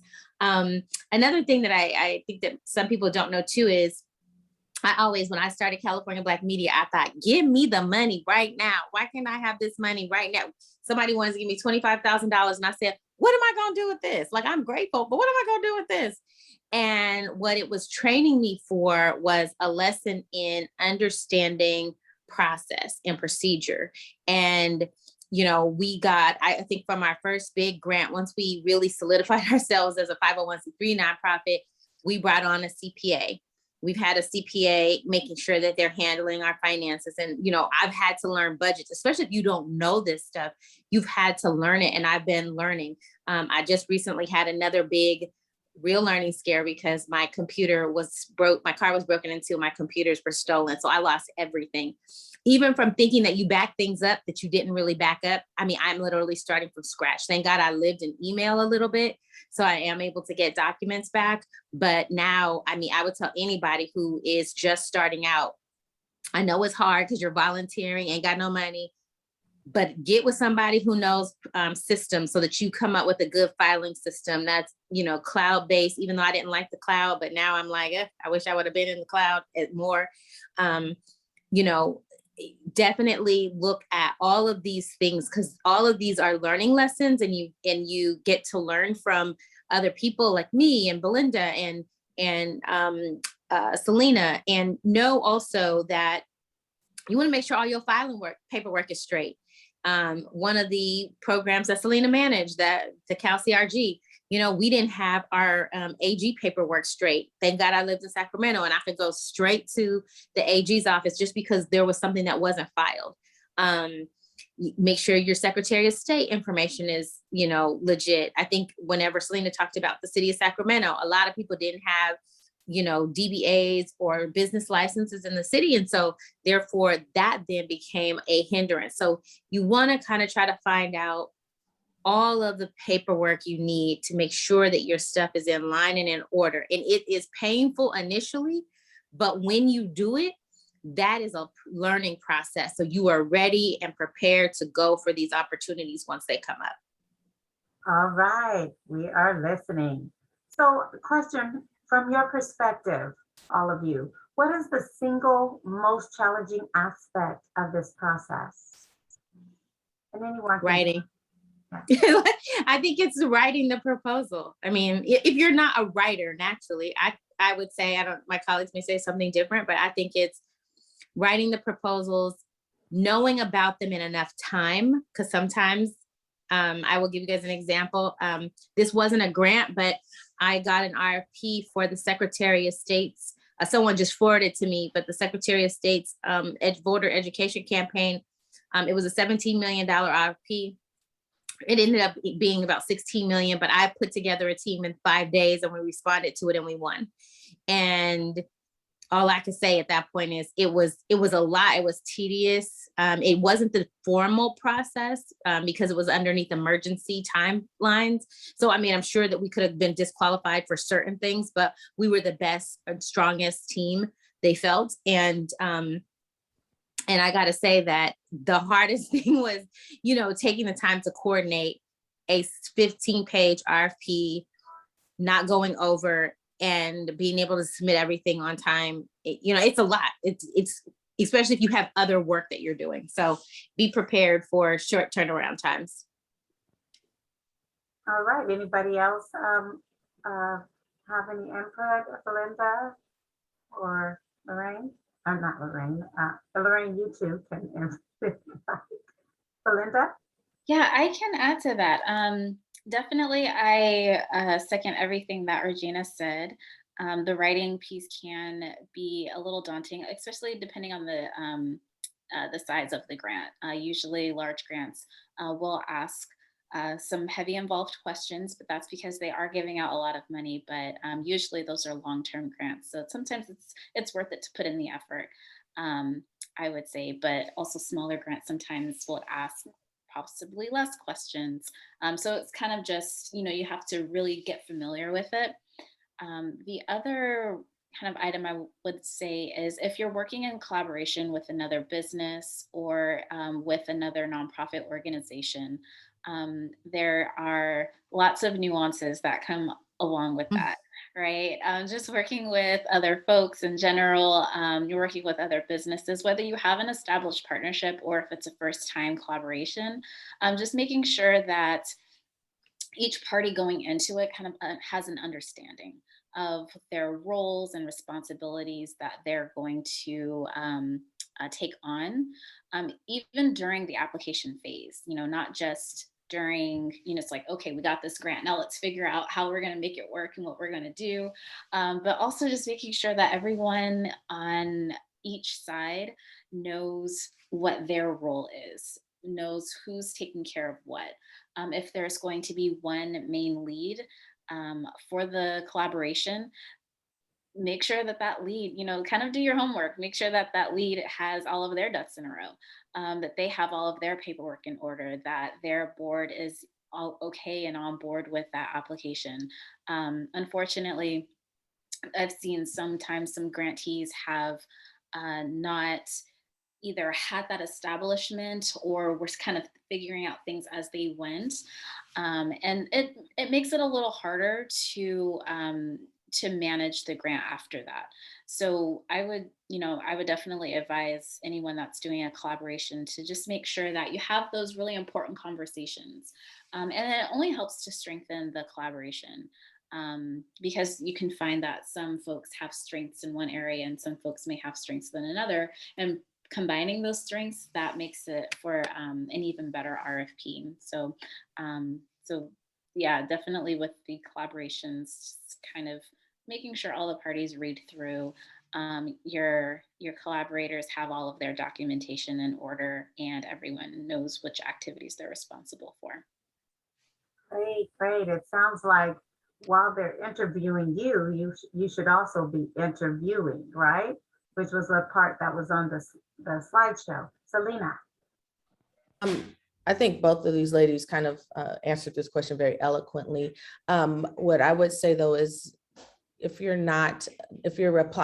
are responding to a grant and a grant request or RFP and they want you to be a 501c3 and you're not, but what you do is like totally in line with that grant, find out if you can partner with another a 501c3 to become a fiscal agent for you where they apply. And I don't know all the proper terms because I just started this a year ago and I'm still learning. I'm gonna be completely honest. Some of this stuff is like Greek to me, but I'm just writing everything down and trying to process and figure it out. But I know who to call for the right answers. But I think everybody should have, if you're not a 501c3, some kind of organization that you partner with that serves as a fiscal agent for you. And Belinda probably could speak more to exactly what I'm saying. I just know that I'm waiting for my paperwork. And so I have to have an organization in place that can kind of manage the money part.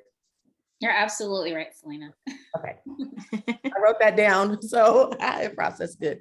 Yeah, so that's what I would say, like, that's important because there are some RFPs that come out that you're like, oh my God, I could kill this. I could really, really do this, but you're not eligible because you don't have, the right setup. And so it's very important to have collaborations with people that do have the right setup and create these great, beautiful partnerships that Regina was talking about. So, yeah. I have a question. Okay. What kind of format do the requests for proposals come in? Word or PDF? I think it can vary from where it comes from.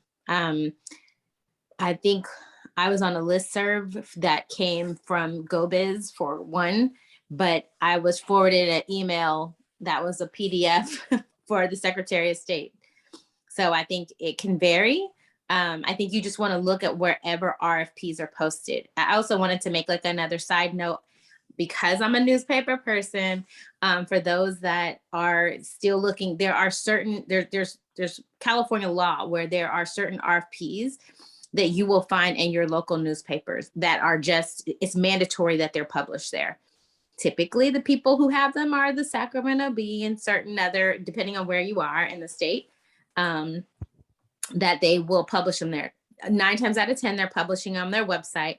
But if you look back at the legal section, you will see, like, if you are in a city and they are looking for somebody to do sidewalks, sidewalk repair work, you can look there.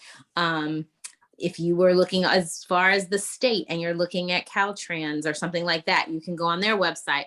I was instrumental in helping to ensure that the SB1 gas tax dollars are now going to be in legally adjudicated newspapers. So that would be somebody like a Sacramento Observer for Sacramento, that they will now be required to carry in print, not just on the website, but also in print, in community newspapers, so that people who are like, hey, I'm looking for this, but you're looking for other things as well, you'll be able to look there too. And that's sometimes the reason that cities don't get a huge response. Sometimes the RFP can be ridiculously worded and people are like, I'm not going to go through all that work for that little bit of money, or not knowing if I'm going to get it. Sometimes it can be that they're just not good at outreach. And that I want to say I got a call, I think, Selena, was it a month ago, in the city of Elk Grove, because I'm California Black Media, not knowing who we are, but because of our name, I was called from somebody from Elk Grove and they just said, can you send this out to like all the Black people? And I had to laugh. So I sent it to the NAACP and to Selena, like, what am I supposed to do with this? But I let them know, because they were thinking, hey, I did this to check off the box, and they really have to do meaningful outreach. So I think you're going to see it in a lot of different formats. Just, be on the watch. And I also wanted to add that we are actually going to be having examples of what they look like, how to structure the format and getting your logo and all that in our next series. So come back to the next one in November and in December. We're going to actually show you examples of them. I also wanted to add, for the city of Sacramento, I'm sorry, there's a mouse, close the door. For the city of Sacramento, I'm registered with a program called Planet Bids. And every time an RFP comes out in the area that I've selected, so consulting, technical assistance, whatever it is, I get an email that says, hey, City of Sacramento is looking for an organization to do X, Y, and Z. Check out this bid, and you click on it, you can view it or you can download it, and it's usually in a PDF format. But Planet Bids is the program that the city of Sacramento uses, and you can register in a bunch of different cities and they'll send you the RFPs that they have available. Great. Excellent. Okay. And so anyone who has questions, if you want to propose a question, please do jump right in. I'm going to ask a question. In your experience, what was the most, or what is the most rewarding aspect of RFPs, or getting the response? Getting that phone call saying, hey, guess what? We want to work with you. Yep. And you're like, ditto. Me? Really? Ditto. Yeah. Melinda?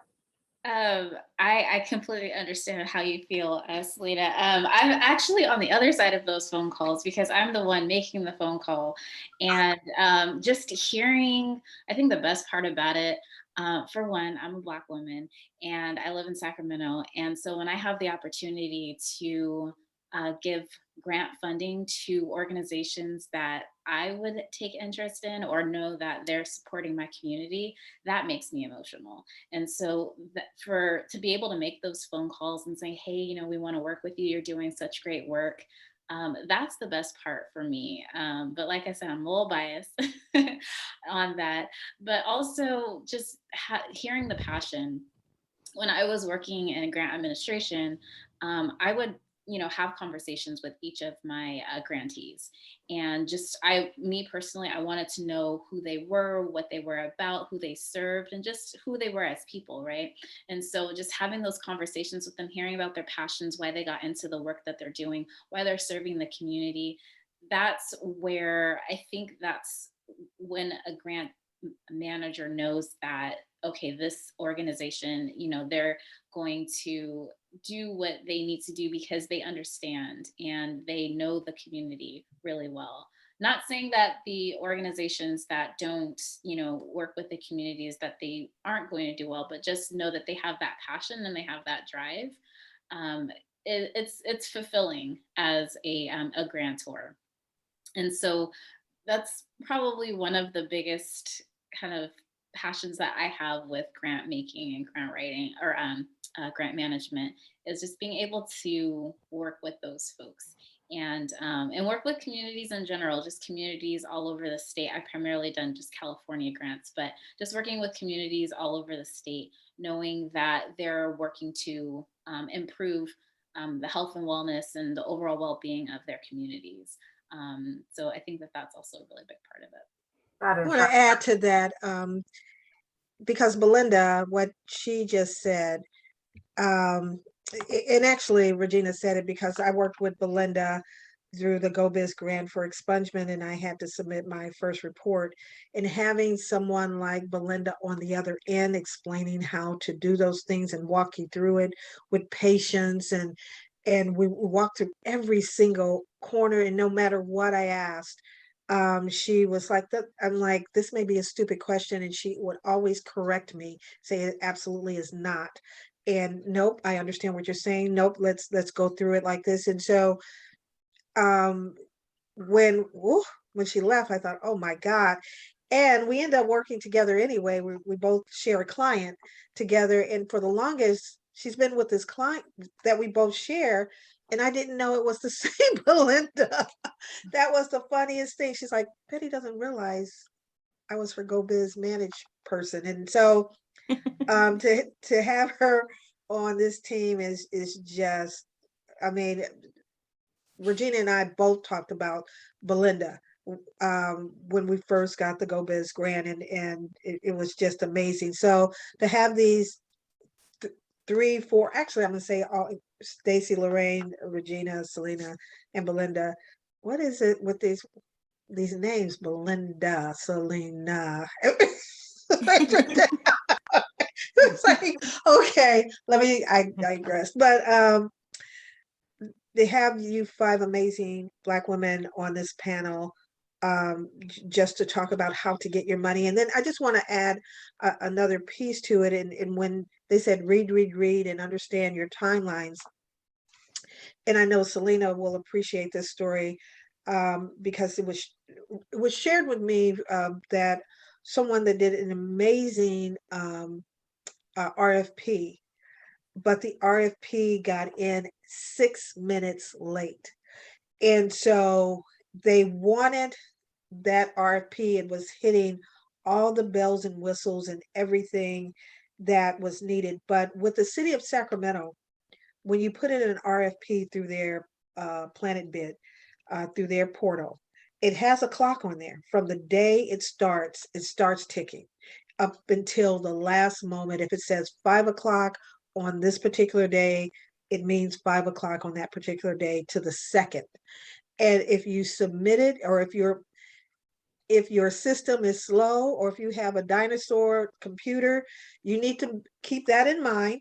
If you're submitting something and you know it's going to take a minute to upload, and the upload doesn't get into the system until after that clock hits, they cannot, as great as it is, they cannot accept your RFP.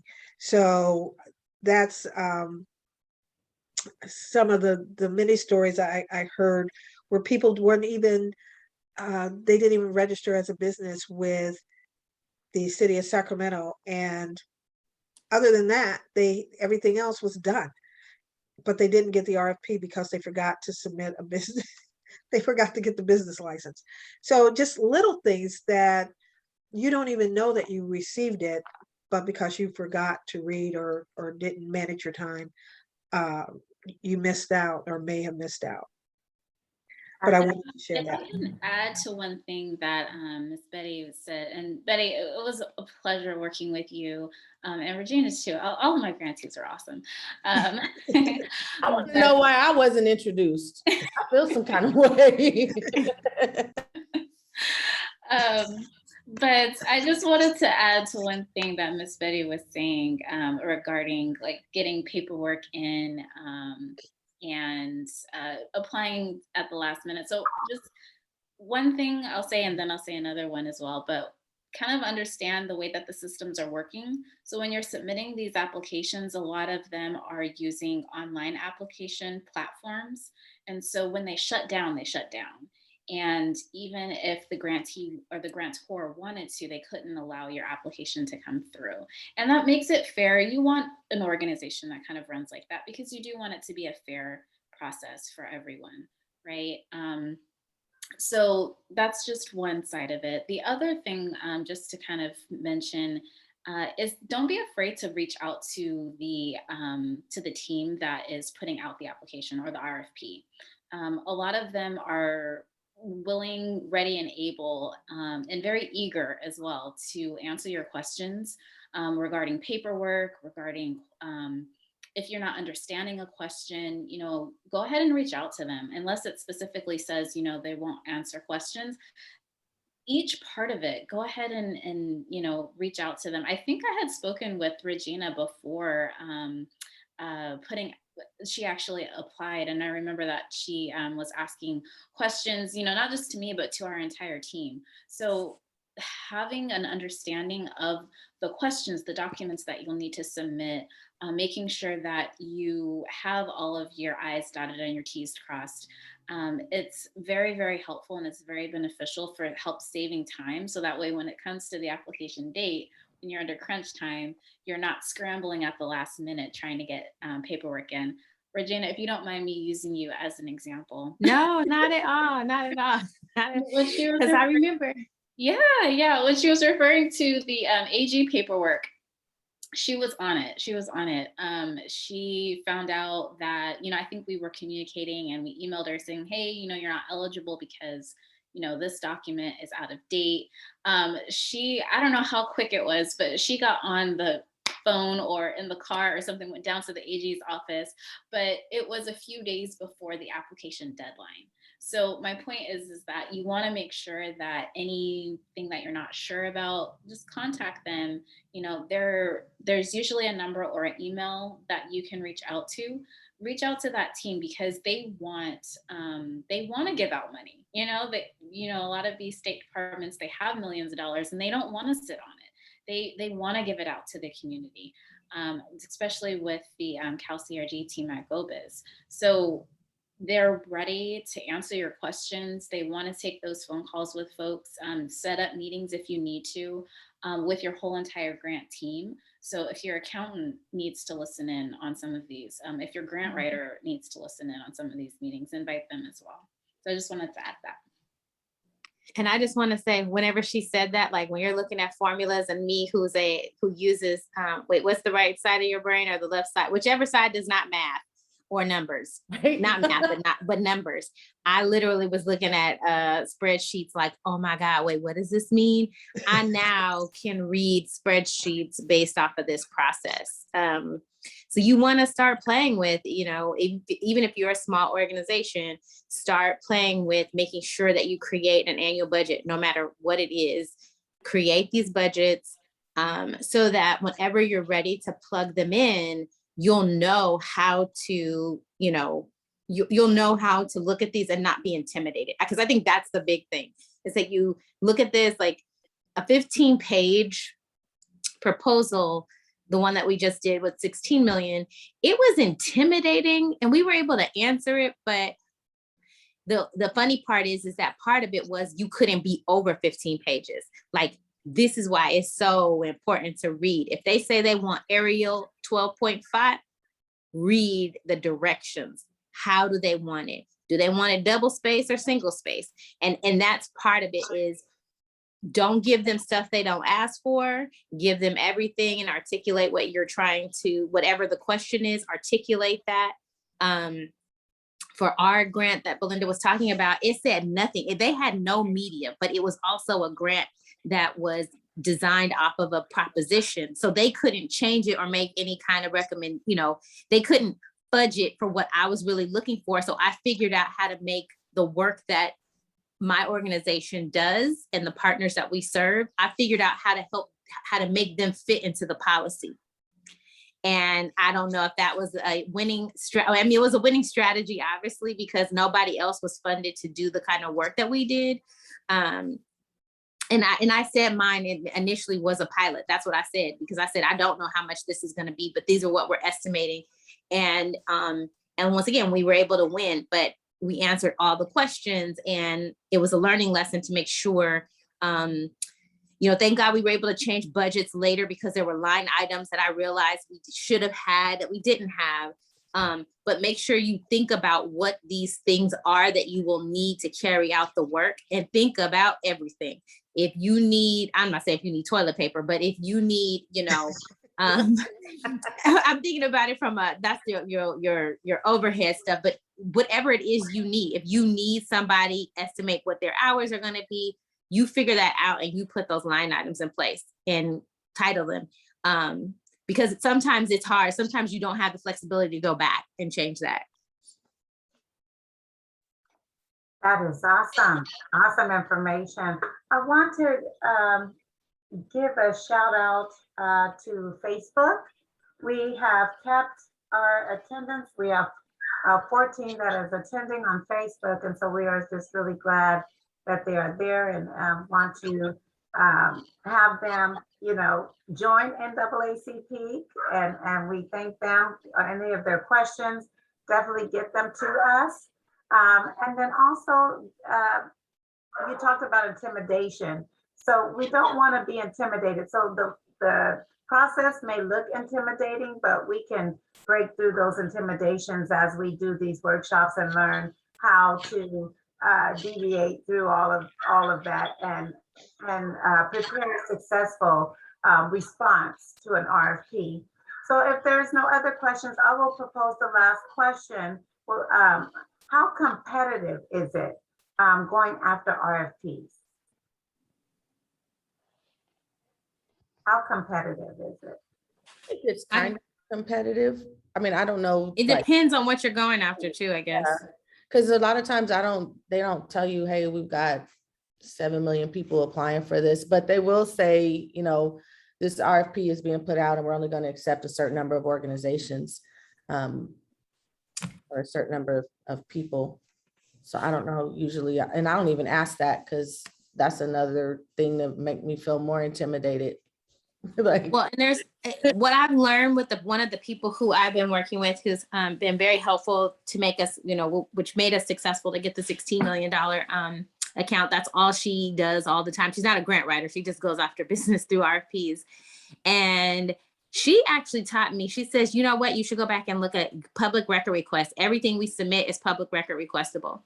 So public record request, look at what somebody else responded to. Look at the winning proposal if it's available. I know that like under Covered California, there was a law where they had put into place that you couldn't, people had proprietary information, so they weren't going to be able to release it until so many years after the account was over. But if you can, public records request it. And not because you're trying to steal it, but you get an idea to see what a winning proposal looks like. Awesome. I agree. I would say it depends on probably the popularity and the services that are going to be provided through that particular proposal. If it's something that is, for example, if it's statewide, like the GoBiz grant was, but usually those types of grants are also working with a very particular population. And so if you're going for a grant that that your organization specializes in, that you have experience, you have history, you have the established partnerships, you're probably going to have a little easier time with the selection process. Not saying that you're guaranteed, but when it comes to whittling down who's eligible, your organization is going to kind of shine a little bit more. So not saying that you shouldn't go for grants that you don't have experience with, but just understand that when you're applying through the state, then there's going to be a lot of competition. And so I usually would tell folks, don't take it, too personal for your organization if you're not selected for a grant, because there usually are a lot of applicants. Just use that, like Regina had mentioned, use that opportunity to do a public record request. At my old department in my previous job, we announced and we shared who was awarded, and we shared their work plans so that folks can actually see what work that they were that they were proposing. So if you have the opportunity, take a look and do some research and see, okay, this grant maker is looking for these types of organizations. If it's a smaller grant opportunity that's maybe more localized to a community, and if you have experience with that type of work, again, you probably have a little less competition than if it were a statewide grant, but also there's still going to be some competition there. So it's just a lot of things to take into consideration, which is why you really want to make sure that you answer everything that's in the application, that you don't leave out any information. If it's 12 font, don't use 11.5, you know? So just make sure that everything is there. Excellent, excellent. Well, as we wrap up, go ahead, Betty. Did you have something to say? No. I finished summarizing and then I'll close it out. All right. So as we get ready to wrap up, I think one other thing that I wanted to ask, and you guys have hit on that, some places where you find RFPs. Do you guys have any, the ones that you haven't listed, shouted out today? Is there any other places you would suggest that we connect with for RFPs? I don't know, but I want to say one thing is that there are some cities that will approach you and ask you to do things and say that they don't have money for the outreach. But I think that with where we are now and how COVID has kind of put us in a place where we're doing everything virtual and it's all dependent upon who you know or who your group is, there is money for targeted outreach. Don't give them that for free. Don't give it to them, because they're calling Regina. She's got a call from someone saying, hey, can you put this out?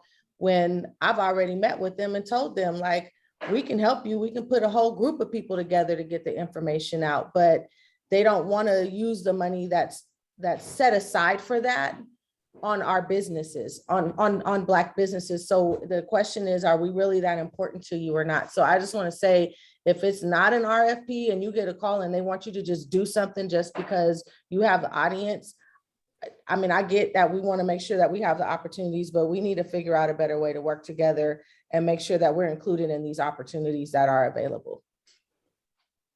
Very good point, Selena. Yes, that's a great point. I love that. Thank you, Selena.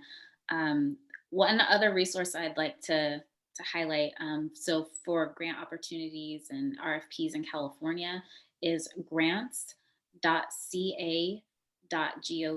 and then I can put that in the chat as well.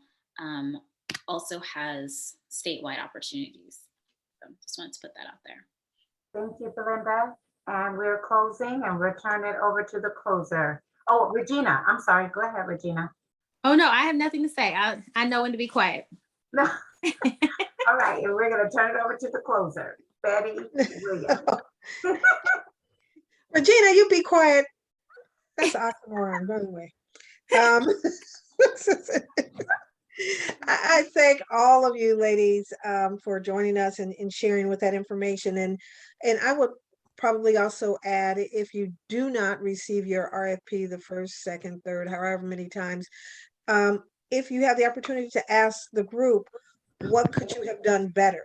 If there's an opportunity to reach out to whoever was overseeing or making an appointment and says, can we go over why didn't I, or what did I miss, or what could I do better? So when you go after another one, at least you won't make the same mistakes twice. That's what I would suggest. But Regina Wilson and Belinda, give me your last name again. Selena Pryor. I should be looking at. Van Zandt.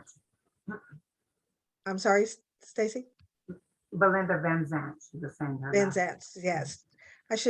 All I remembered that Belinda was my angel. So I never remembered anything else beyond Belinda. So that's why that was there.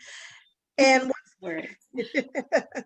once again, we had a powerful pact. It seems like every month we have all this information through the NAACP, and I'm just excited about the fact that we are giving this information. So hopefully the objective is that we're going to grow more businesses in Sacramento, or give them more resources or funding to survive if we give them this information and nuggets. And so I really want to know how many Black businesses and minority-owned businesses and women-owned businesses who receive this information and you shared with someone else. Where will we be this time next year? Will we have grown because you were able to utilize this information and get the resources you needed for your business or your business idea? So in order to stay connected with the NAACP, become a member. Membership is power. The information is up there to join through our NAACPSAC.com or text at 916-856-0155 and become a member. It's only $30 for a year, or $750 for a lifetime membership. And as I'm closing out, I understand we have one more last question. And I know we are over time. I'm going to allow that question because he's my first vice president. And then after that, we are going to close it out. Ardell?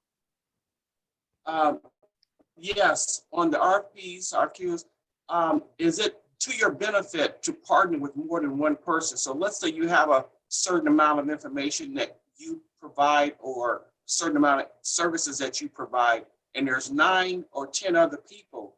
Is it okay to partner with multiple partners, or would you just go with one person? I would say this, and I'm gonna let Belinda really answer it, but because I think it depends on how the RFP is structured. So once again, it goes back to read, and look at how it's structured. I will say that on one of my grants, I ended up partnering with somebody who I later fell out with, like our business relationship tanked. And thank God we were at the end. We knew how to still be civil or whatever, but you, like Belinda said, you want to make sure you have a relationship. Their work product, in my opinion, wasn't the same as my work product. I was working to help them and trying to help them grow, but they didn't understand the program. So they were doing things that were just going through the motions, where I felt like I was doing it to do the right thing. So, if a grant, if you can partner with somebody and they make you stronger, great. But if you're partnering with them because you don't want to do the grant information yourself or whatever, I would tell you don't do that. Like, I would always look at it and look at what the grant says. And if you have a good partner, somebody who you know is strong in another area that's going to make you have a winning proposal, and you guys work well together, then go right for it, if the grant allows for that. But always be careful who you partner with. Learning from my lesson. That's a learning lesson. And Regina, you answered the question better than I could. So I'm going to put myself back on mute. And always look for the people who don't have their own stuff. Like, look at me. That's what my learning lesson should have been. Whenever I saw that the person that I went in the grant with always had to have a different fiscal sponsor for different things. Like, I was working to make sure that I could be my own entity. I do want to help other entities. We just haven't gotten into it just yet because my CPA is just making sure all of our stuff is straight. But, I want to be a pass-through. I mean, that's why I'm writing some of these grants that I will write, because the more money you show you can handle as a nonprofit, the greater money you get to take in. So you want to be able to handle a lot of money, because you won't be, and you want to handle it from a lot of different places, because you will not be, there's a whole thing called tipping and all this other stuff. So you want to have money from lots of different places so that you can continue to grow. But that is like, I know you do, but just make sure everybody you have, like, make sure the accounting and all of that is solid. Like, I've always said to anybody, y'all can look in my books any day of the week. That's how confident I am about everything that I do. We have money. You can look at our stuff and you will see that everything is straight laced. So you just want to make sure that you are operating in that. And if you're working with somebody else, that they've operated in that manner too. Because the fiscal is very important. Oh, so you answered your question, Ardell? Yes. Okay. With that, Lorraine, do you have any closing remarks? Hiding behind the NAACP logo? Are you? Okay, did we lose Lorraine? We might have. Okay, that's okay. Well, I want to thank everyone again. This was a powerful 2.5 hour ACP. It's normally 2 hours, but the information was so great today. We just didn't want to stop it, and so we want to make sure. So everyone, same time next month, second Saturday, starting at 10 o'clock, 10 to 12, we'll have our next NAACP general membership meeting, and hope to see everyone there. Invite a friend. We will have all this information on our YouTube channel. If you came in the middle and missed part of it, it will be on. It normally takes a couple of days, might even be sooner, but at least a couple of days before it's on the YouTube channel. And so you can check it out from there. And so from there, Madam Secretary, we're officially adjourning the meeting at 12:30, and see everyone next month. Thank you. Thank you. Thank you to all the panelists. Thank you so much for all that information. Thank you. Bye-bye. Bye. Thanks.